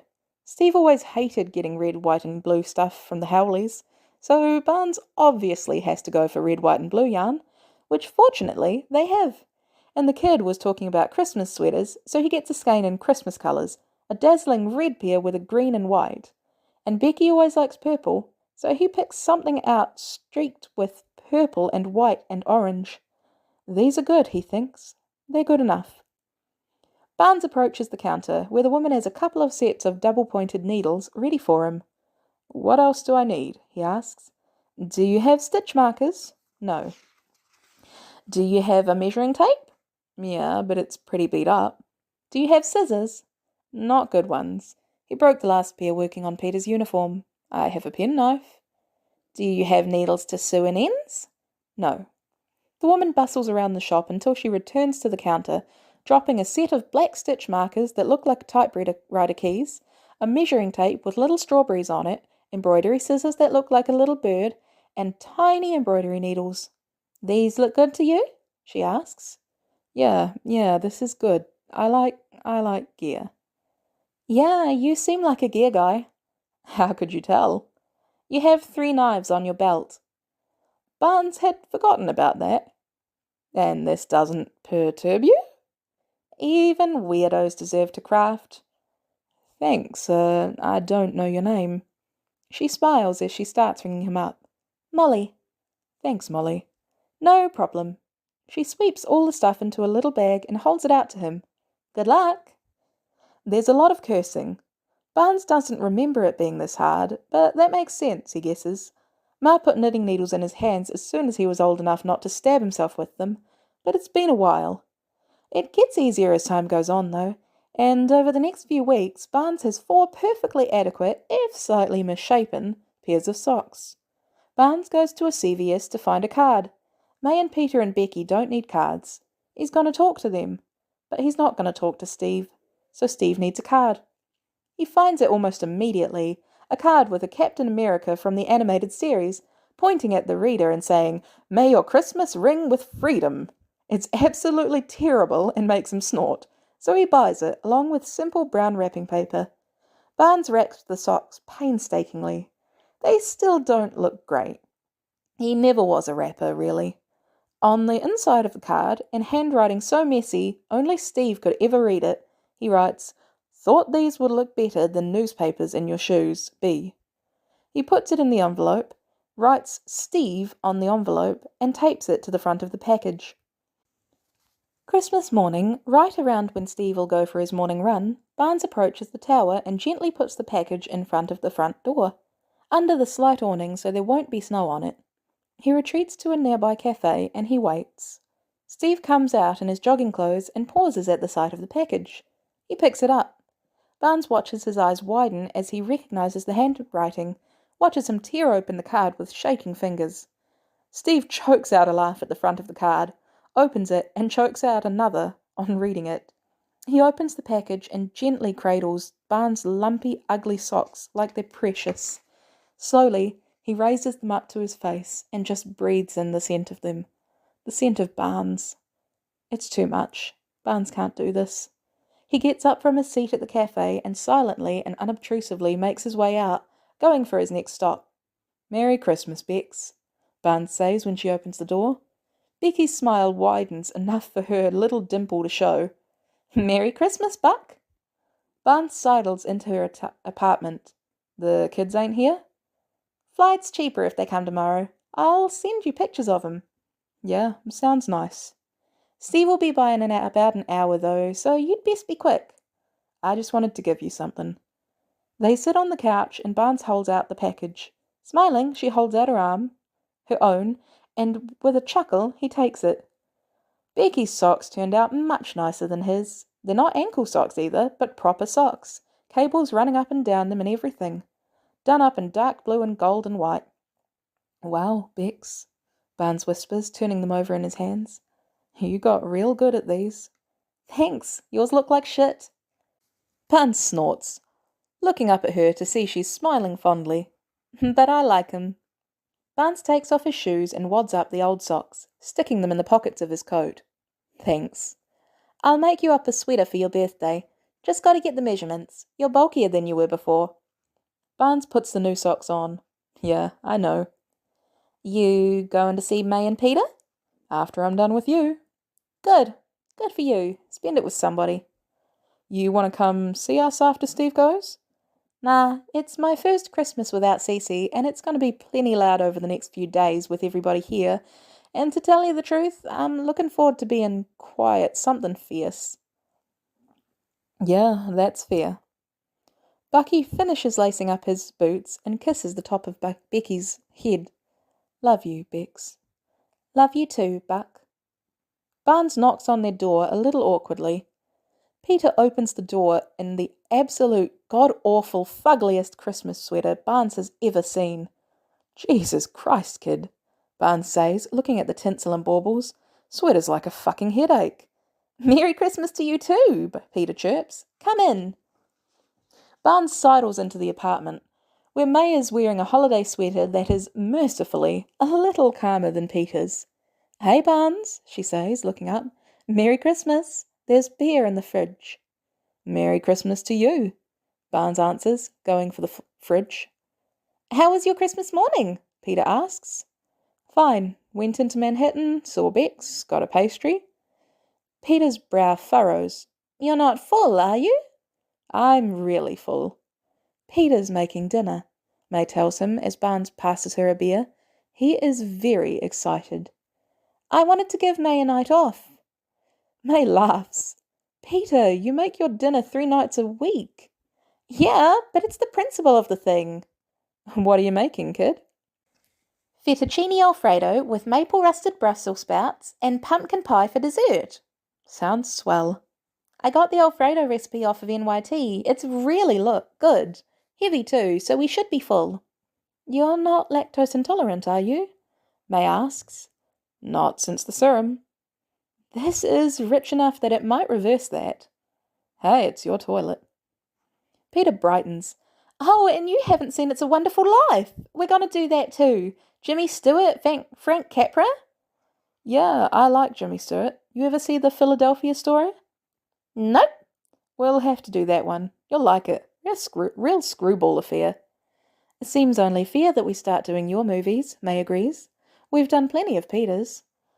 Peter frowns. "We haven't even done My Cousin Vinny yet." "We'll get to it. We should just let Barnes pick some first." "I think a lot of mine are lost to time, but, we'll figure it out." Peter makes a pretty good dinner, as it turns out, and while they're sitting at the table, Barnes awkwardly passes them the little packages. "Oh, Barnes, I told you didn't have to get us anything." "I didn't get you something, I made you something. It's totally different." May pulls the socks out. "Oh, you made these? Barnes, they're lovely." "He made my uniform too." "Did you really?" Barnes shrugs. "Where'd you learn to do this?" "Grandma Barnes taught Bex and I to sew," he answers. Ma taught us to knit. Said it was an important part of fending for ourselves in the world." "They're great, Barnes." Peter finishes putting his on, wiggling his toes a little. "They go with my sweater." "I noticed." Peter, the way he always does after a big meal, falls asleep on the couch. Barnes pretends It's a Wonderful Life doesn't make him teary. After the movie ends, Barnes and May sit on the couch in comfortable silence. After a moment, Barnes notices May staring at him. "What?" he asks. "Come with me," she says, standing up. Barnes stands, careful not to jostle Peter too much, and follows her deeper into the apartment. She stops at a side room. "Don't think I've ever been in here," Barnes says, peering around. "It's got a Murphy bed with pale blue sheets, a nightstand, a dresser, a table in the corner. It's nice." "Ben and I got this apartment when we got married." May leans her head against the doorway. "We were going to have 2 kids, so we made sure to get an apartment with 3 bedrooms.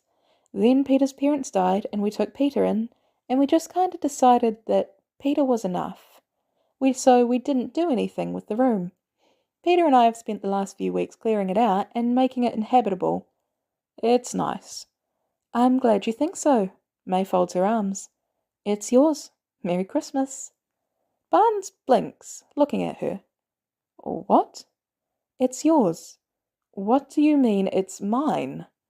"Barnes, you can't keep living in that hotel. We've got the space." "May." Barnes is at a loss. "May, I can't ask you to do this." "You're not asking, I'm telling." May looks at him. "Barnes, you brought my boy back to life. You're welcome in my home." Barnes swallows, looking back at the room. "It's nice. Real nice." "Peter's okay with it?" he manages. May snorts. "Peter's very excited. I thought for sure he was going to spill the beans over the past couple weeks. I guess he didn't." Barnes turns and envelops May in his arms. She hugs him back tightly. "Yeah," he mumbles. "Yeah, I'd like that." "Good. We'll move all your stuff in tomorrow. You got a lot to take in?" "Not really. Lots of guns." "Yeah." Barnes hears the fond note in May's voice. "I figured. No smoking in my apartment, though. Do that shit out on the curb, and if I ever see you pass one to Peter, you're out on your ass." Barnes smiles. "Yes, ma'am." Chapter 23. Things ease into a pattern pretty quickly. They move Barnes over in an afternoon. May and Barnes go 9 rounds over how much he's paying, but eventually she agrees to him paying utilities and groceries. He cooks dinner most nights, reading recipes and trying to get better at things other than what Peter calls his Great Depression sadness meals. He can't help Peter out with his science homework so much, because he's about as far from up to date on all that as he can get, but English is easier. Peter mostly needs someone to talk things out with. So they do that. Barnes starts brushing up on his sewing and his knitting, thinking he'll start making stuff for May and Peter as a thank you. Some nights they go out in uniform, but some nights they stay in, showing each other movies or documentaries to catch up on things Barnes has missed. And after a couple weeks, Barnes realized this is the most he felt like breathing in as long as he can remember. After he feels like he's really settled, he makes an arrangement. "It's nice," Becky tells him as they sit on the couch, Becky resting her cane on the floor. "I bet you were living in a real shithole before." "It was fine." "Mm-hmm." "Peter and May will be back soon." "Good, I'm looking forward to meeting him." Becky leans back. "You should know something." "What should I know?" "Steve knows you've been to see me." Barnes' stomach lurches. "What? How?" "I left those shitty socks out when he came to see me on Christmas. He recognized them instantly." Barnes narrows his eyes. "Did you do that on purpose?" "Ah, who's to say?" "Bex, why are you prying into an old woman's motivations for?" "You'll never be an old woman to me, Bex." Barnes paused. "How'd he take it?" Becky snorted. "Oh, he was mad. Yelled at me like we were kids again, and he caught me stealing a sweet out of his room." Barnes frowns. "He shouldn't be yelling at you." "He could be dangerous, this, and Bex, he was a professional assassin, that." Becky blows a raspberry. "What did you tell him?" "I told him it was horseshit. Said you'd shown up real quiet and reserved, but I didn't see anybody there but my brother. And anyway, I'm fucking old, Buck. There's worse ways to go than by your hand." Barnes scowls. Don't fucking say that. Becky ignores him. He went all quiet, and he asked me how you were, and I said you were good. Quiet. But yet you seemed cared for, and you smiled just the same, when the inclination hit you. And before you keep looking at me like that, I didn't tell him anything else, and he didn't ask more, though I could tell he really wanted to. Becky claps her hands together. Now, show me a picture of that Natalia you're friends with. I've never seen her before. Barnes sighs, but pulls his phone out. He shows Becky a picture of Natalia, the way she was when she swung through for a couple of hours on New Year's Eve, giving a dopey little smile and wearing one of those dumb party hats she'd eagerly accepted from Peter. Becky whistles long and low. You sure can pick 'em, Buck. She is foxy. Barnes laughs. Jesus, Bex. What? I'm old, not buried. Good for you. Any pictures of you in one of those hats? Not that you're ever going to see. You've never been any fun, Buck. The door opens and Barnes and Becky look up to see May and Peter enter. Oh! Peter perks up as he knocks his shoes off. You must be Mr. Barnes. Bex is fine. Peter bounds up to her. Hi, Bex. I'm Peter. This is my Aunt May. Very nice to meet both of you. See, you're wearing a pair of Buck's shitty socks. Peter looks affronted. They're not shitty. They're pretty shitty. They'll get better as he keeps trying, though. He gave a pair to Steve, too. Peter turns a surprised look on Barnes. I didn't think you were talking to Steve. He's not, Becky says, before Barnes can say anything. He sure is stalking him, though. You're stalking him? Peter yelps as Barnes shoots her a dirty look. Like Bambi, Becky confirms. That's what you do when I'm at work and Peter's at school? May looks amused. You stalk Captain America? I haven't been back to see him since Christmas, Barnes tells them irritably. Christmas had been a little much. Back to see him, Becky mimics, like he knows anything about it. He doesn't need to know anything about it. So says every coward. How's about you go and fuck yourself, Bex? Talking that way to a lady, Grandma Barnes is going to resurrect herself from the grave just to smack you silly. Yeah, well, she's going to have to catch me first. Barnes squints at Peter, who looks like the sun's coming out. What's that look on your face for? I'm just, Peter says, so relieved that there's someone to give you shit when I'm not around. You're goddamn right, Becky answers cheerfully. You got a picture of Buck in one of those funny little New Year's hats? Sure do. Let me see. Barnes groans as Peter reaches for his phone and May laughs, even as he tries to keep the smile from his face. Chapter 24. It only takes another week for Barnes to go back to following Steve in the mornings again.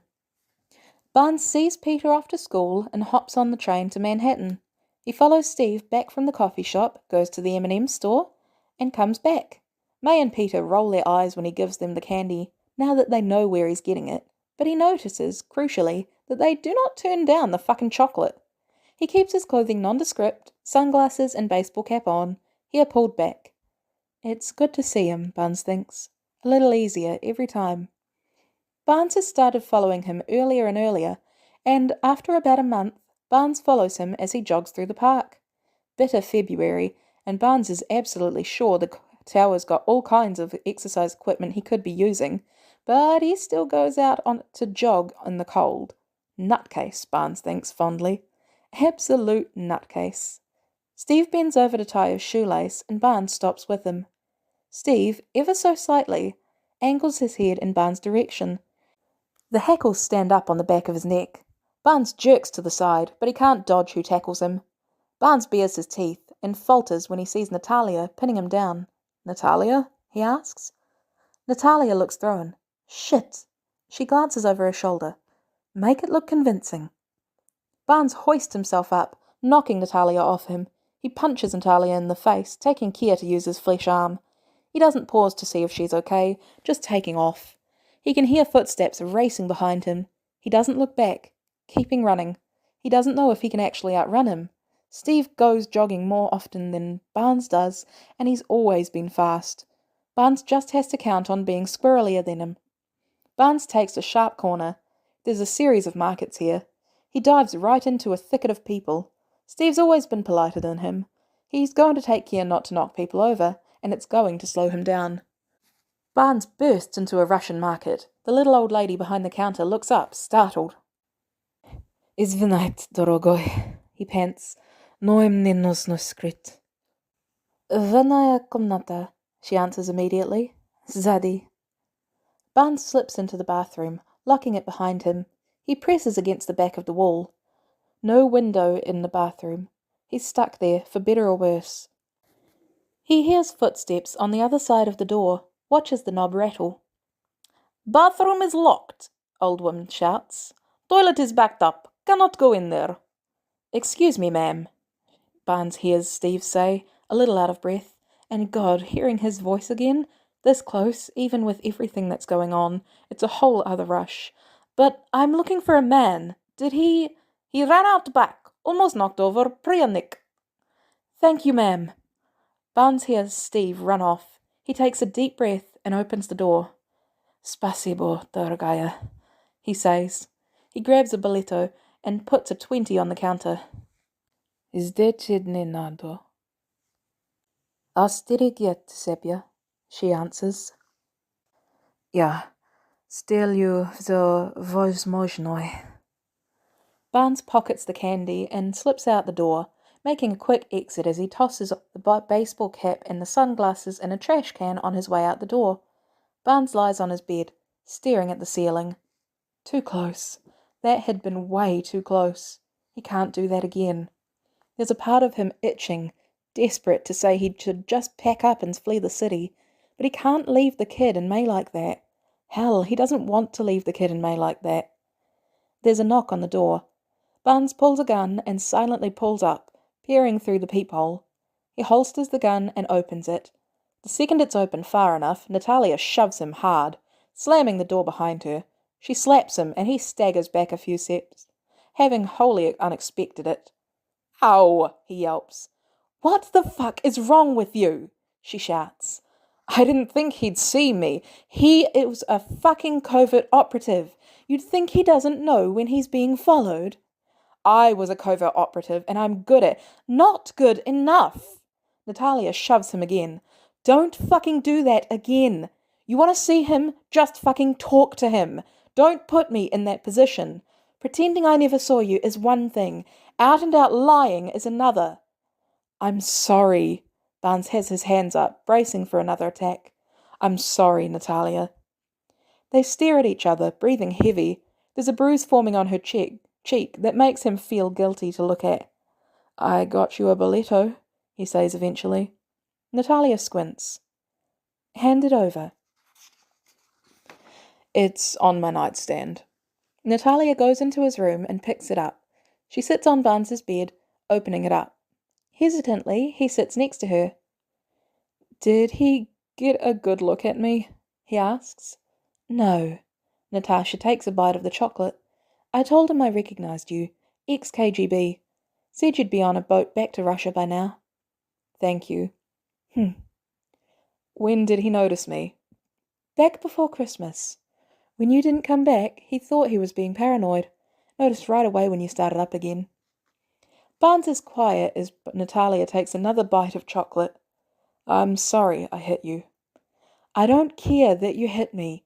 People hit me all the time. I care that I lied to someone I care about." "I'm sorry that you felt like you had to lie for me. And I'm sorry that I was the one to hit you. I hurt you too much." Natalia gives him a long look. "We got home from a rough mission," she tells him. "A long one, or one where we couldn't save enough people. And he rolls out of a shower into the socks you made him. Every time." Barnes has had knives in the gut that hit less. He grits his teeth, looking to the side. "I'm not the man he knew," he says. "I'm somebody else. I'm somebody who'll damn near killed him." "He doesn't care. He wants you in whatever form you come in, and I think you should let him have you. None of this weird stalker shit." "Weird stalker shit is what I'm good at." "Yeah, well, weird stalker shit is no way to have a relationship." Natalia drops the rest of the chocolate in a bag it came from and folds it over. Not hungry? Rest of it is for Clint. He knows about this, huh? I wouldn't keep it from him. Yeah, that's good. Must be nice to have someone you don't keep secrets from. You have one too. You just won't take him. They sit in silence. Quietly, Barnes leans his head on Natalia's shoulder. Natalia wraps her arms around him. Barnes reaches up to hold on to them. Being a person, especially with our background, is hard, she says. It's miserable, and more days than not it's a fight. But sometimes you find a person who makes that slog worth it. All the pain, all the trauma, every little bit of anguish you survived up to that point, it doesn't matter. Because it led you to them. We were that once. And now we've got other people. Sometimes Clint's the only thing that gets me out of bed in the morning. Mostly he isn't. But sometimes he is. And you've got someone worth rolling out of bed for. And James, it just fucking kills me that you won't take the opportunity. That you won't let yourself feel that much better. I've still got healing to do. You always will. That's what life is. Life is healing. If you shy away from shit just because you're not healed all the way yet, you'll never get anything done. They sit in silence. I would have made you socks, Barnes tells her eventually. I just didn't want Steve to see him. Yeah, well, Natalia sniffs.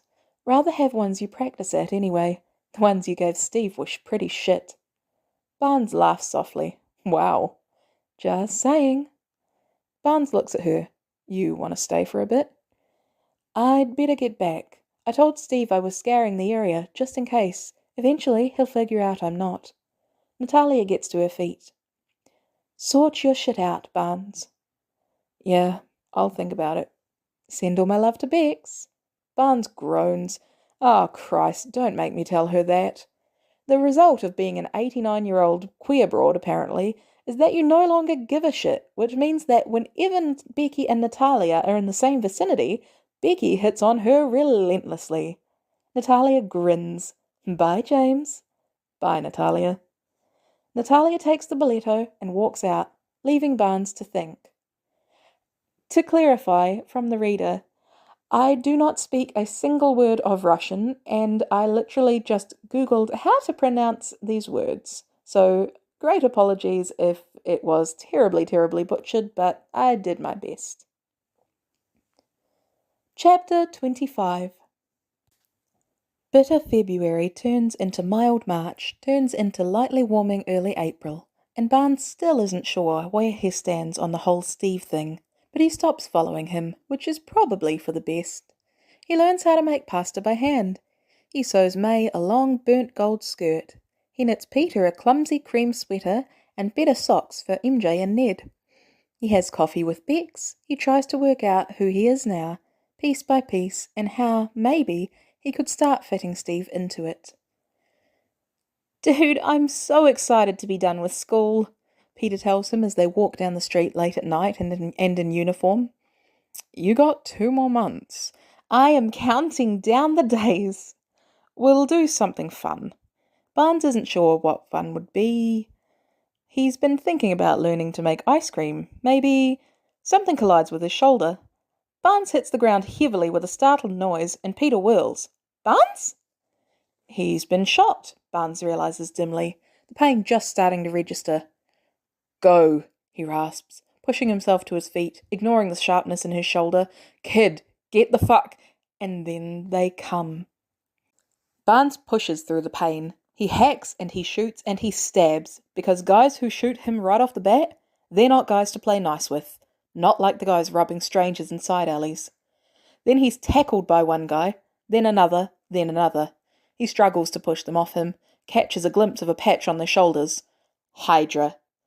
Panic blossoms in Barnes. He pushes harder, but another guy jumps on top of him. They've got the kid, he realizes, unconscious and slung over someone's shoulder. The panic rises like bile in Barnes' throat. Kid! He roars, struggling to push up and off, his feet scrambling against the ground as they load the kid into a black van. What do we do with this guy?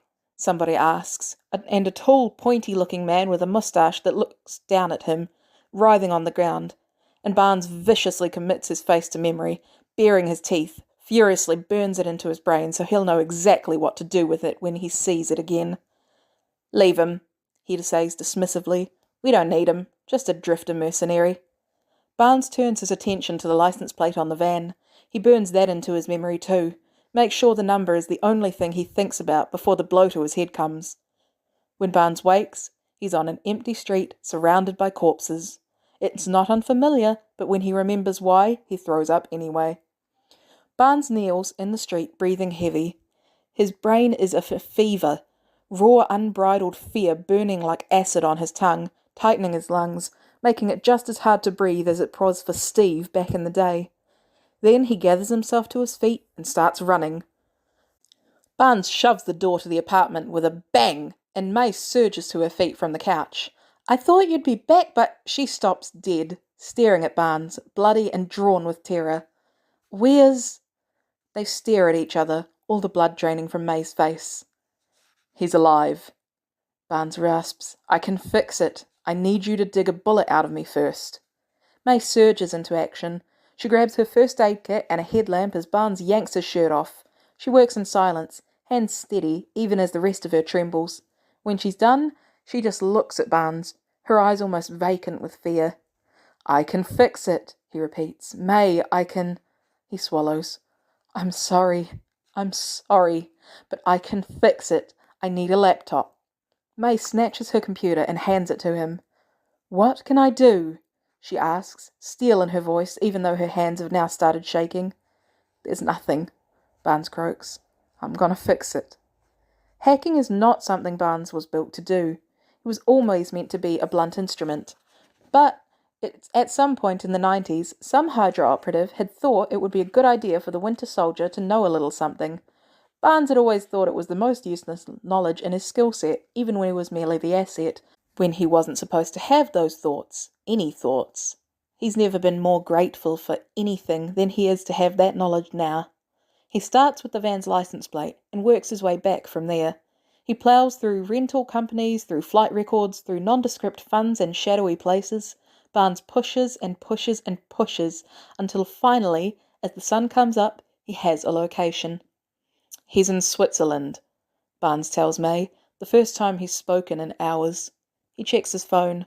Natalia hasn't responded to any of the text he's sent. God damn it. Barnes gets up and walks into the room, yanking another long-sleeved tactical shirt out of his dresser as May follows him in. "Why the fuck is he in Switzerland?" "I don't know." Barnes pulls the shirt on and starts tugging open his weapons chests. "I'm gonna go get him." "Who were they?" "Hydra." "Your guys?" Barnes straps knives and guns to himself. "Yeah." "What the fuck do your guys want with Peter?" "I don't know." Barnes pulls his jacket on. "But their plane left later than it was supposed to, so that buys us some time. I'm gonna take care of it." "Barnes." May follows Barnes out of his room as he goes to check his phone on the table. "Barnes, can you take them all by yourself?" "No." Barnes writes down the location on a piece of paper. "I'm gonna have help." He shoves the location in his pocket and turns to her. She looks exhausted, he thinks, and fragile. "May, I'm so fucking sorry." "I'm not blaming you," she whispers. Barnes takes her in his arms, and for a second they just cling to each other. "I'm gonna call you," he tells May, releasing her. "As soon as I know anything, I'm gonna call you. Try and sleep a little, 'cause I won't know anything right off the bat."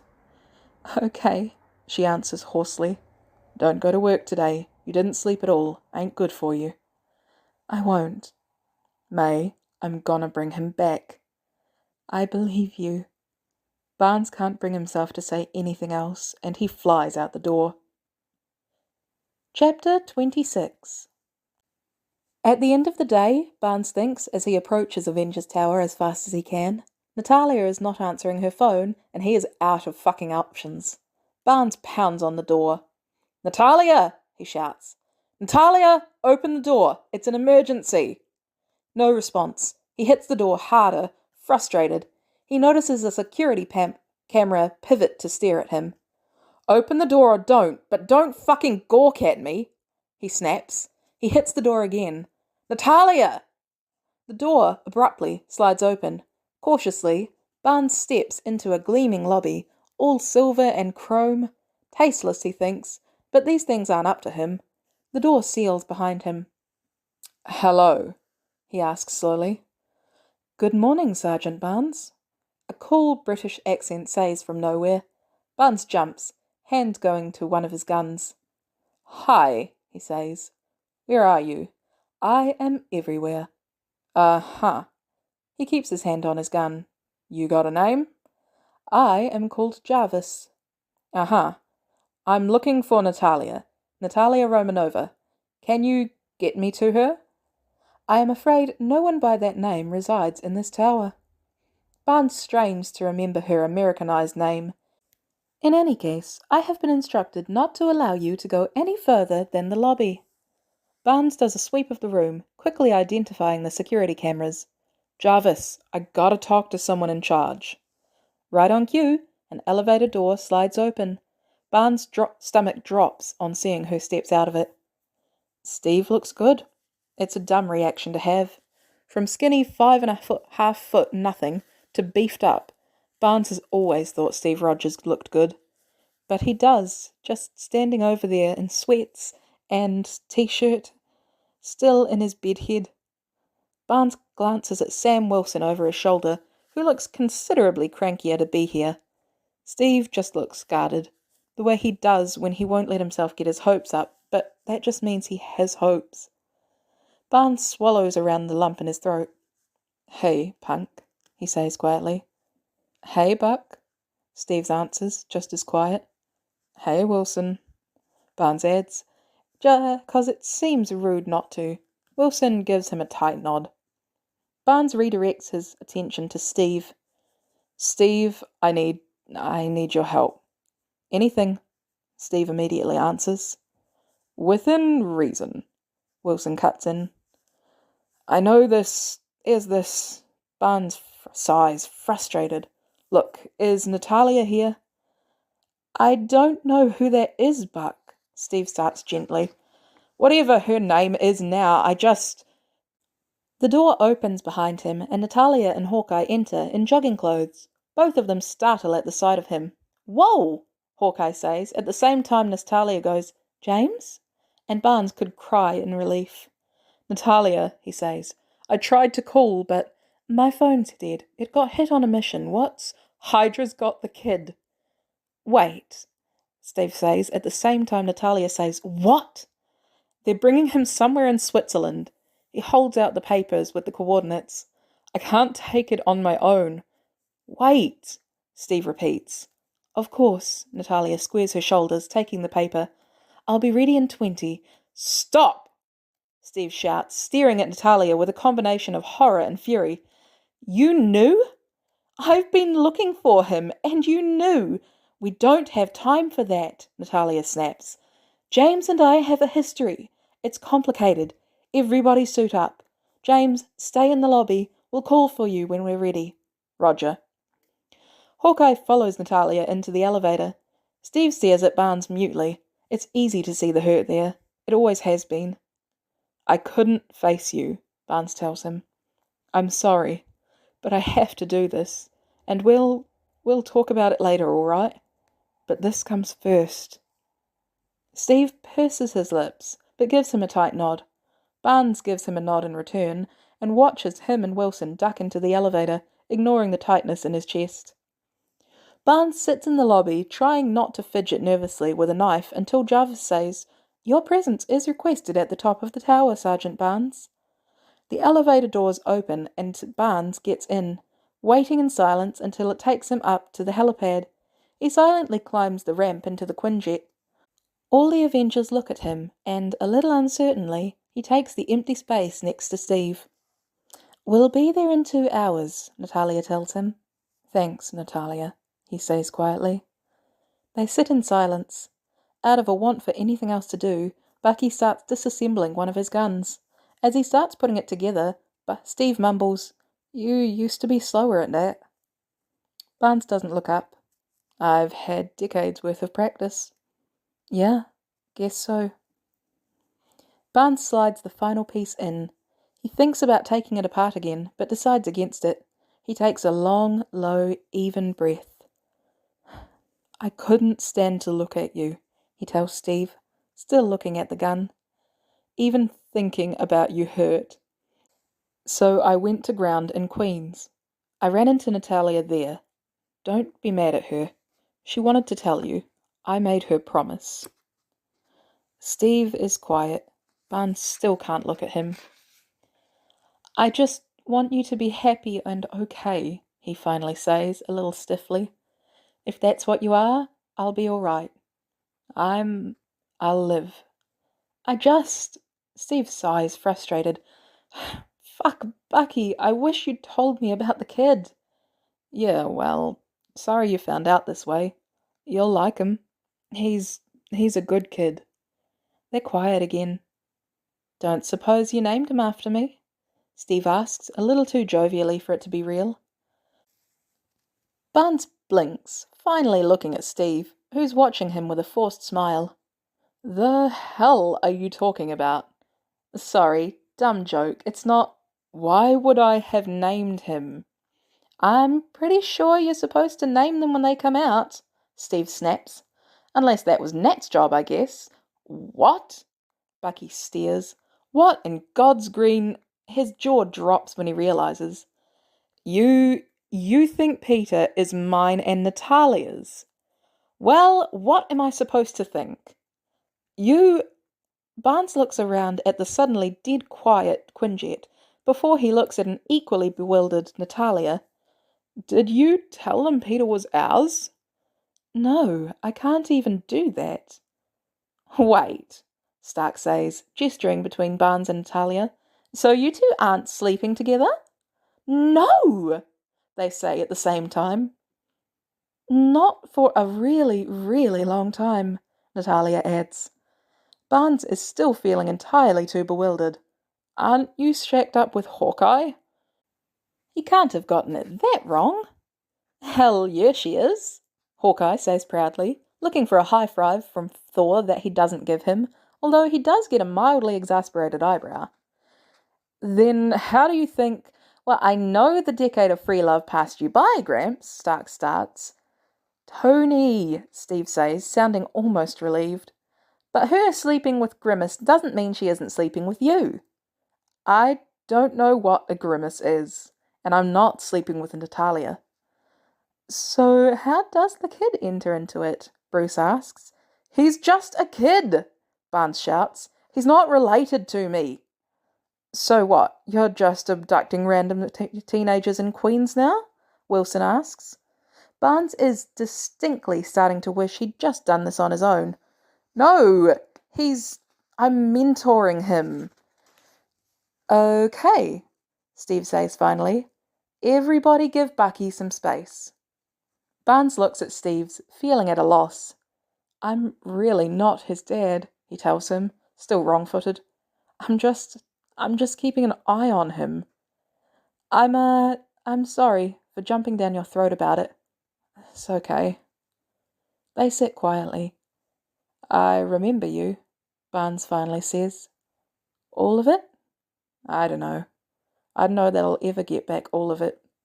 But I have enough. Barnes swallows, deciding to take a chance. I really missed you, Steve. Steve's face shakes. He looks down. Yeah, he says quietly. I really missed you too, Buck. He rests a hand on Bucky's shoulder.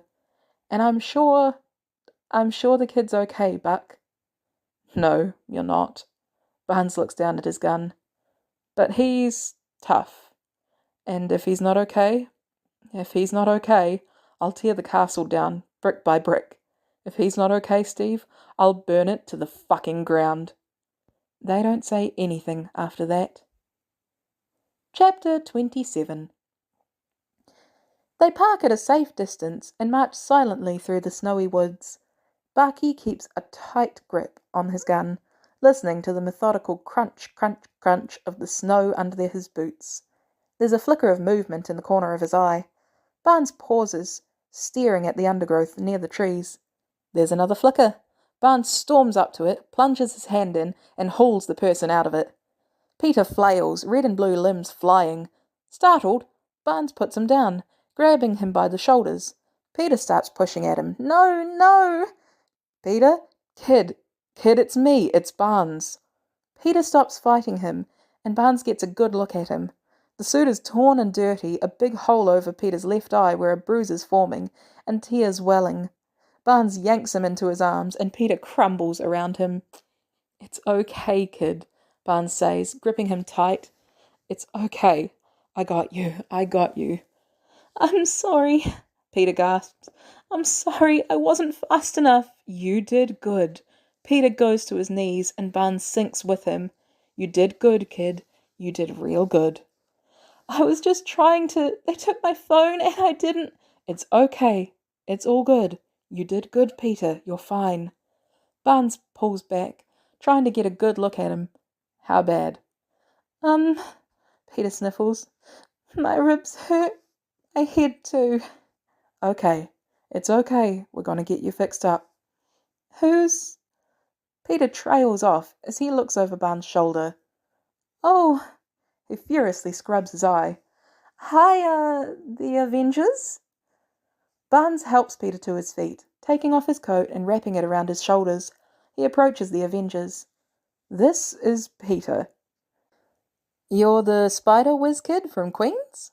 Stark asks. Yeah. Peter still sounds pretty winded. I guess. Kid, Barnes says, tell me what you know. I woke up when they were loading me into the jet. I almost got away, but they knocked me out. I was here when I woke up. They had strapped me to a thingy, like a table on wheels, a gurney. And I panicked, but Barnes, I remembered what you taught me, I swear. Easy. Barnes puts a hand on his shoulder. Easy. It's okay, I believe you. You did good. Where is it? Some kind of castle? I don't know. I've been walking a while. How many? Not a ton, I think. Few enough that I got out, and few enough that they didn't find me yet. Okay. Barnes takes a deep breath. Okay. Banner, Thor, and I will stay with the kid, Natalia says. One of his PhDs is in medicine. We'll stay with the jet, look after him, stop anybody who comes looking. Barnes nods. Okay. He pulls his phone out. Call your aunt. She's worried sick. Peter looks down at the phone. Barnes, I want you to stay here. No. Then I want to go with you. Absolutely not. Barnes, they shot you. Steve blinks, looking at Barnes in alarm. You've been shot? It wasn't a significant bullet. Barnes looks down at Peter. Kid, I gotta fix this. Peter looks at him with a trembling face, and Barnes goes to his knees, putting either hand on his shoulder. Peter, I gotta fix this, and you can't come with me. But I'm coming back, okay? Avengers and me, we can fix this easy. You've done enough. Peter hugs him. Barnes rests a gentle hand on the back of his head. I'm coming back, he whispers. I promise. He pulls back. Call your aunt. Okay, Peter whispers back. Natalia ruffles his hair. Come on, Palchik. You want to lean on me? Yeah. Okay. Natalia supports him. Come on, you like Bruce and Thor. They're the nice ones. Contrary to popular opinion in my case, Banner agrees, smiling slightly as Thor nods. Did you really want to build a Jaeger? Peter mumbles as they walk off. 'Cause I think you could store it in the ocean next to the Statue of Liberty. Yeah, that's a great idea. I thought so. Barnes turns to Steve. He doesn't know what Steve sees in his expression, but whatever he does causes his jaw to set. Let's finish this, Barnes says tightly. Okay, Steve answers. Taking a castle in Switzerland is, admittedly, a lot easier with the Falcon, Iron Man, Hawkeye, and Captain America. They plough through the base easily. There's a comfort here, being in the field with Steve. It's just like old times in a way. We have to keep going, Barnes says as they climb the next levels of the castle. I want to know what they wanted him. He trails off as they enter the next room, stomach lurching. The room is big and grey and mostly vacant, except for a gurney and what looks like an electrified magnet head apparatus, as well as other medical equipment. Jesus, Stark mutters as Barnes mechanically approaches the head apparatus. The fuck is this place? This is where you prep and wipe an asset. Barnes kicks at something as he walks, and he looks down to see the little rubber that they would plant between his teeth. They wanted to turn him into me. I thought they mighta, but they didn't. They didn't have me. And they saw someone else with enhanced abilities, and they thought they'd turn him into me. There's dead silence. Barnes reaches out with his metal hand and viciously rips the apparatus in two. It sparks and hisses. He takes a deep, heavy breath and turns back to everybody. They all have faces entirely too sympathetic for him to be dealing with right now, except for Steve, who just looks horrified. And Barnes can't bear to deal with that either, which Steve at least seems to see.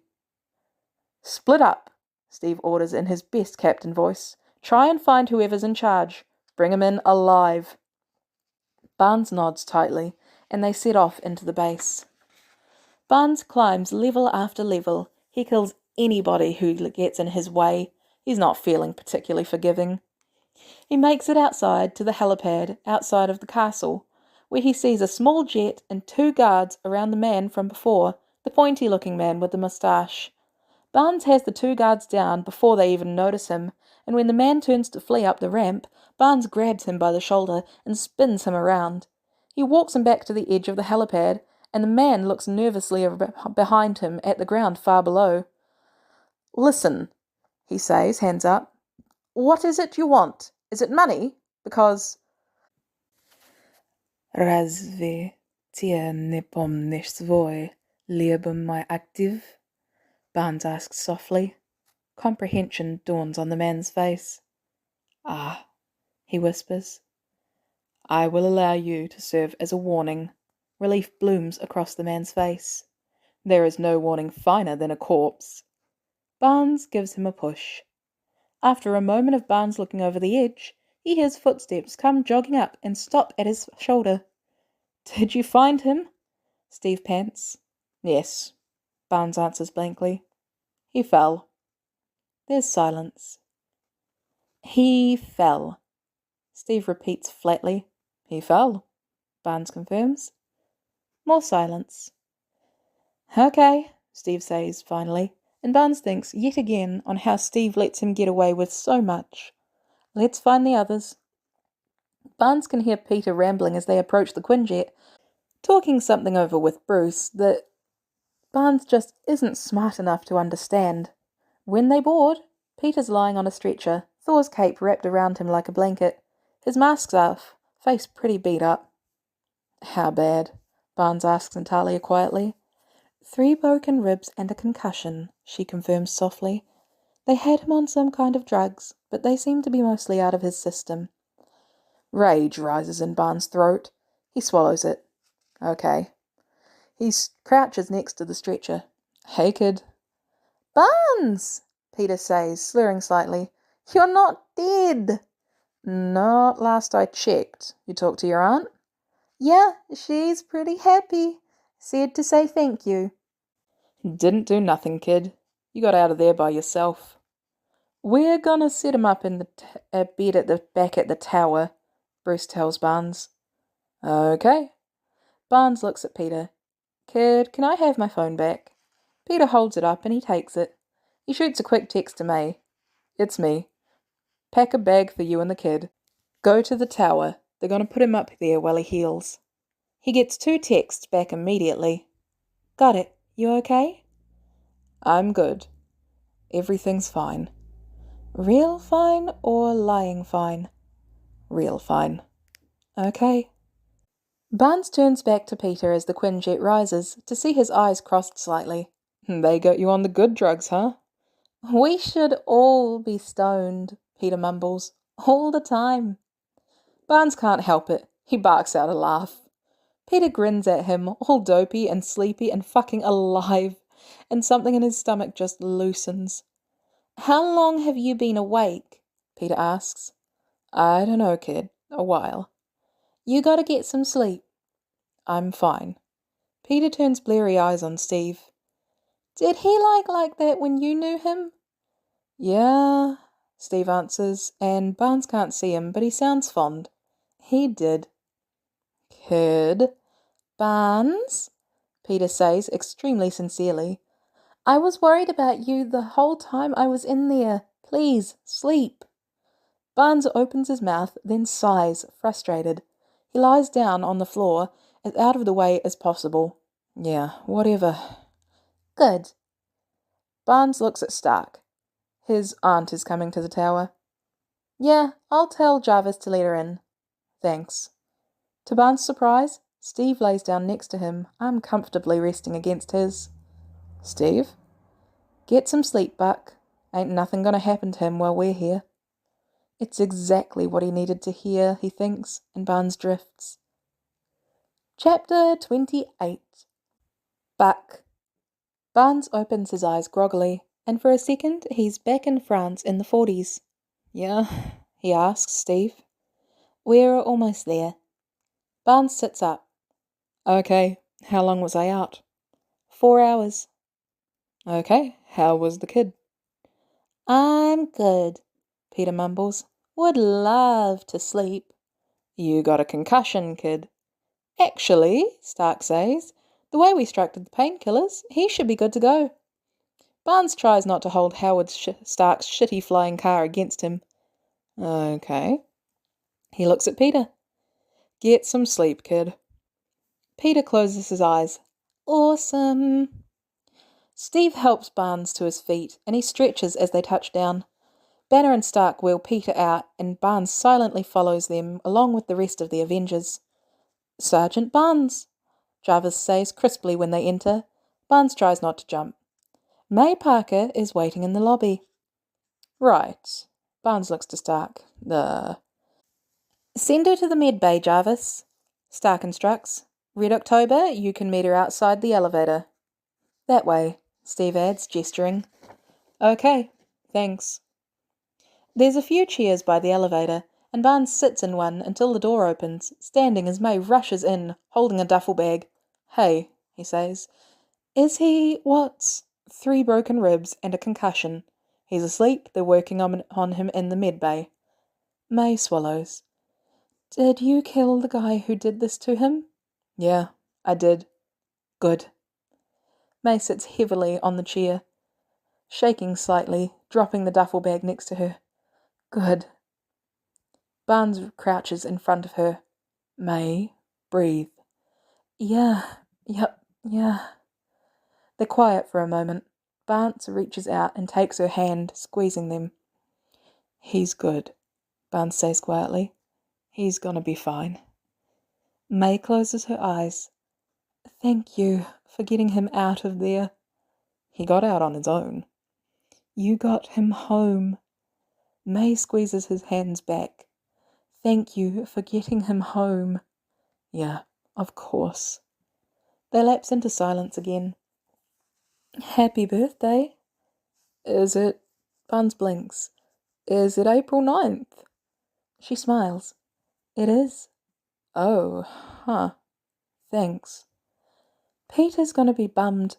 We were gonna make you a cake." "You can make me a cake later." "We got you a vinyl player." Barnes smiles. "Oh, yeah?" "Yeah, Peter picked up a Benny Goodman album for you. Don't tell him I told you."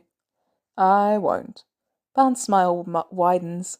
"Wouldn't want him to get all indignant on us. Be hearing about it for weeks." May chokes out a laugh, then another.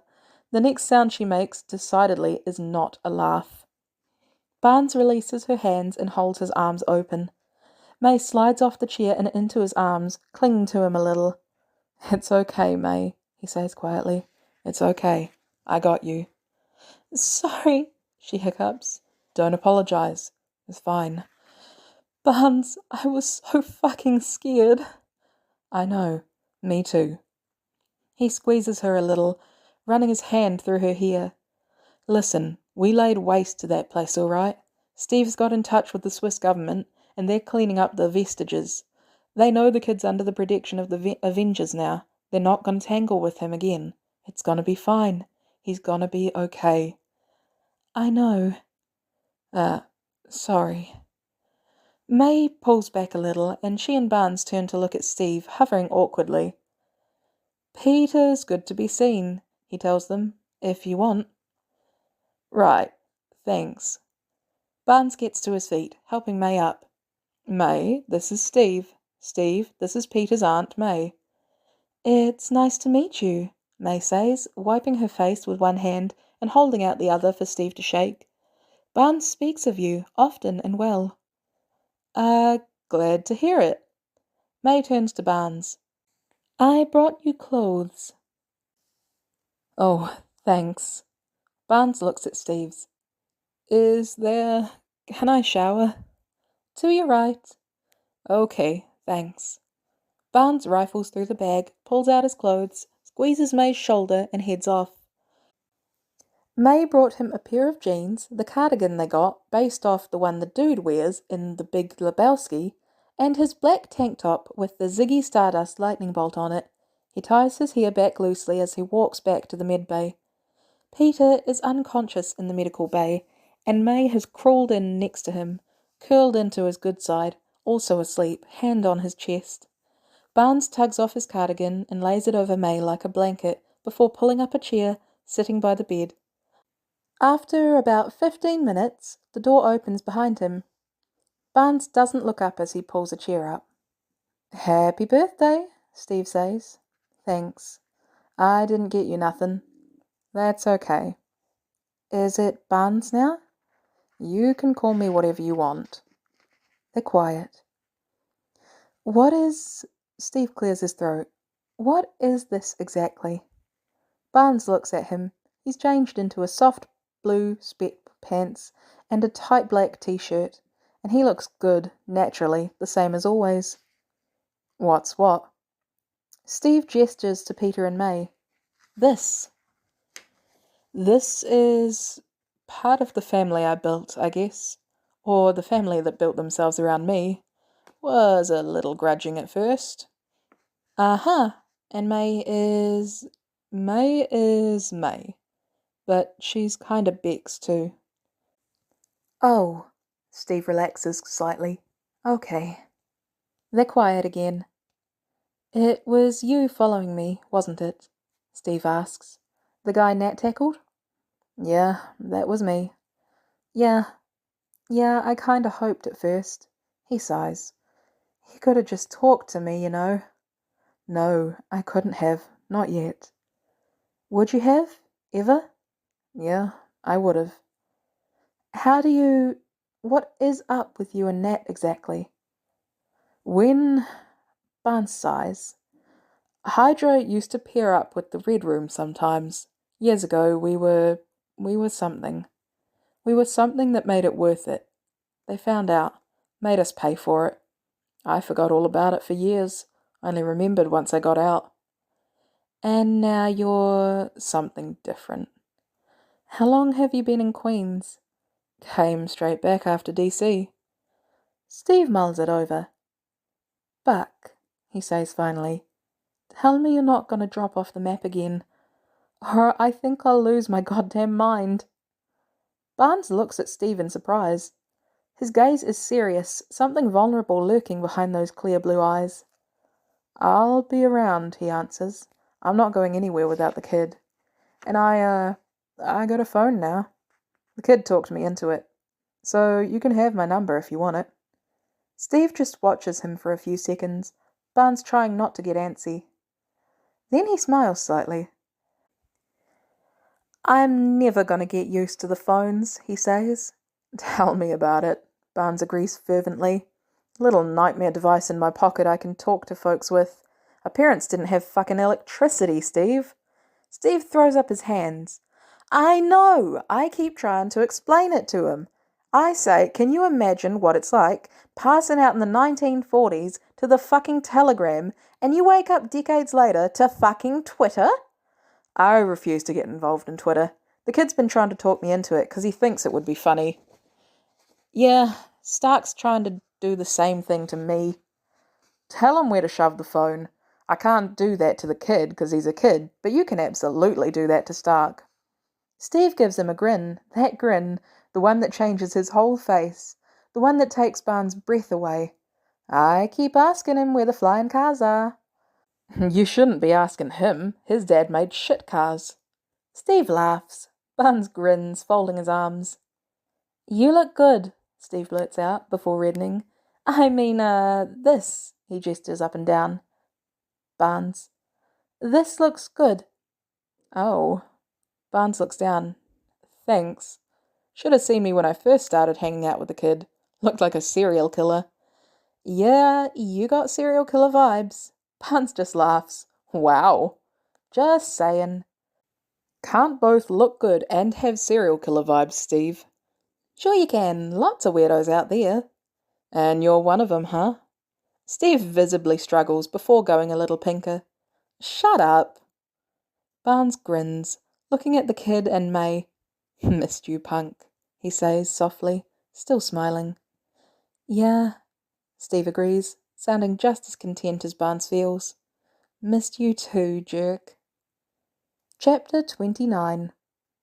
Surprising no one, Peter loves hanging out with the Avengers. Stark, Banner and Peter can talk for hours, sometimes with diagrams and whiteboards. He plays Mario Kart with Clint, Thor and Sam. Natalia's teaching him Russian. The healing factor is at play, and soon Peter's up and limping around the tower, chattering with Stark about clean energy, or Star Wars with Clint and Sam, or asking if he can ride on the motorcycle Barnes is thinking about getting. The answer from both Barnes and May is an immediate and resolute no. Mostly, the kid seems okay, and by the time he's well enough to move back into the apartment, Barnes feels pretty steady. You gotta hold still, Steve says, where he's sitting next to him in front of the big window on Steve's level of the tower. I'm holding still, Barnes answers, looking out over the city. I'm a sniper. I'm real good at it. Maybe you're the one who's squirming. The past month and a half, Barnes has been alternating between crashing at the apartment and crashing on Steve's couch. He and Steve, sort of gradually and then all at once, have been dragged back into each other's orbit, and are pretty difficult to pry out of it. They go jogging together, watch movies together, get takeout together. The invitation, unspoken, is there for him to join in with the Avengers, but Barnes doesn't feel the need to take him up on it, content to just keep prowling the streets with Peter. Today, they're doing this. You better not get shitty with me if it looks like shit, Steve warns, gently dabbing paint on the shoulder of the metal arm. Painting on metal is a whole other territory than painting on paper. I just figured I'd take you into the town square for a public flogging. Could charge 2 bits a gander. That's what I'm saying. Some place has still got to have stocks. Steve laughed softly, a sound that never fails to make the tips of Bucky's fingers tingle. I don't think they flog you in stocks, Buck. The fuck do you know? Maybe they do. Steve puts the paintbrush down. Maybe they do. He leans in and blows on Barnes' shoulder. Barnes swallows, trying to ignore the way his cheeks heat up. Okay, I think I'm done. Can I see? Sure. Steve pulls out his phone and takes a picture. He hands Barnes the phone, sitting across from him. The red star has been completely wiped away, replaced by a lovingly rendered white jasmine flower. Barnes grins down at it. It looks good, Steve, he murmurs, tilting it slightly. It looks real good. Yeah? Yeah. Good. I'm glad you like it. Barnes hands the phone back. Steve slides it into the pocket of his sweats. How long's it going to take to dry? I don't know. We're just going to have to wait and see. You better not smudge it. I'll do my best. Can't think of how I'd smudge it anyway. You'll find a way. Barnes grins at Steve. Talking to me like I was the troublemaker. You could be. You got your nose broken plenty of times. I only ever got my nose broke to make sure it wasn't yours, Steve. Steve grins, looking to the side. Barnes looks at him, soft and golden in the morning sun, and thinks that he looks beautiful. He always looks beautiful, even when he looks like hell. but he's beautiful like this too. You're staring at me, Steve says, without looking at him. Got nothing else to stare at, Barnes answers easily. Your apartment's fucking boring. Steve laughs. That's not true. We went and got that Tiffany lamp the other day. It's less boring, sure, but it's still boring. Best view of the city in a tower probably as expensive to build as any town's infrastructure, and you're calling it boring. Yeah, well, Barnes sighs, all theatrical-like.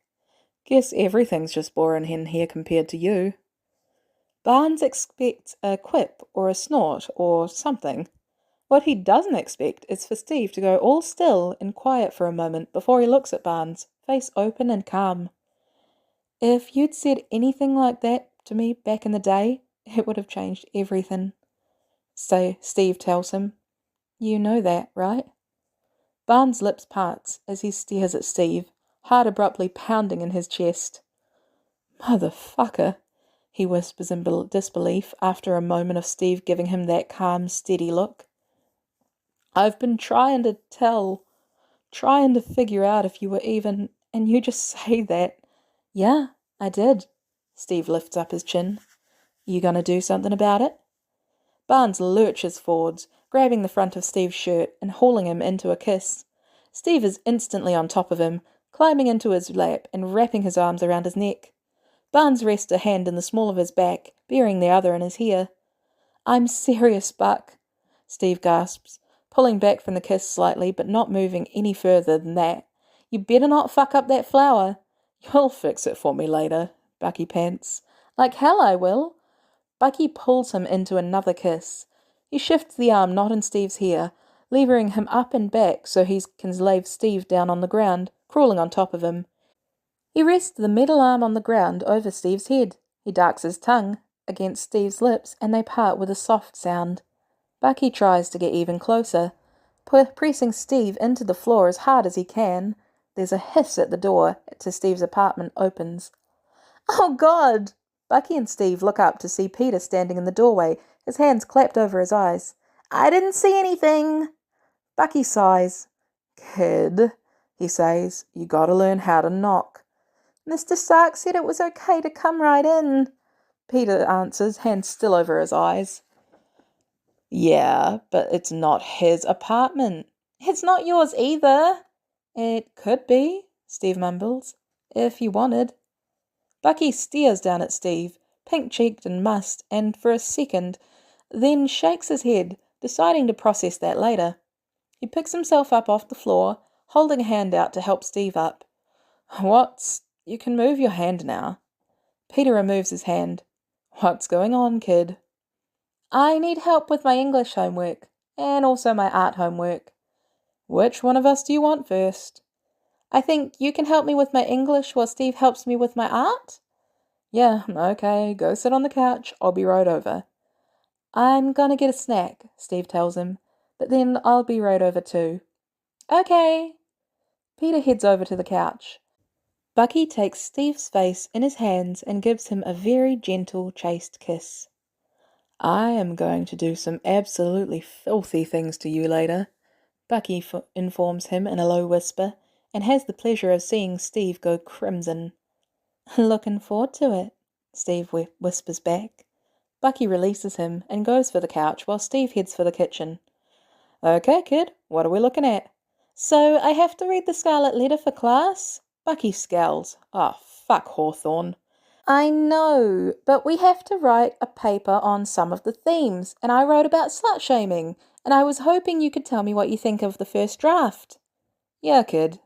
Bucky pulls his hair into a bun, feeling absolutely and remarkably content. Pull out your laptop and let's take a look. End of chapter and end of story. Once again, this has been Taking My Time But I Don't Know Where, written by cosmicocean on AO3. If you enjoyed anything about this reading and feel like leaving some praise, please head over to the original author's page and leave them a kudos or maybe even a nice comment. Thank you so much for listening. I hope you have a lovely day, night, whatever time it might be for you. Bye-bye!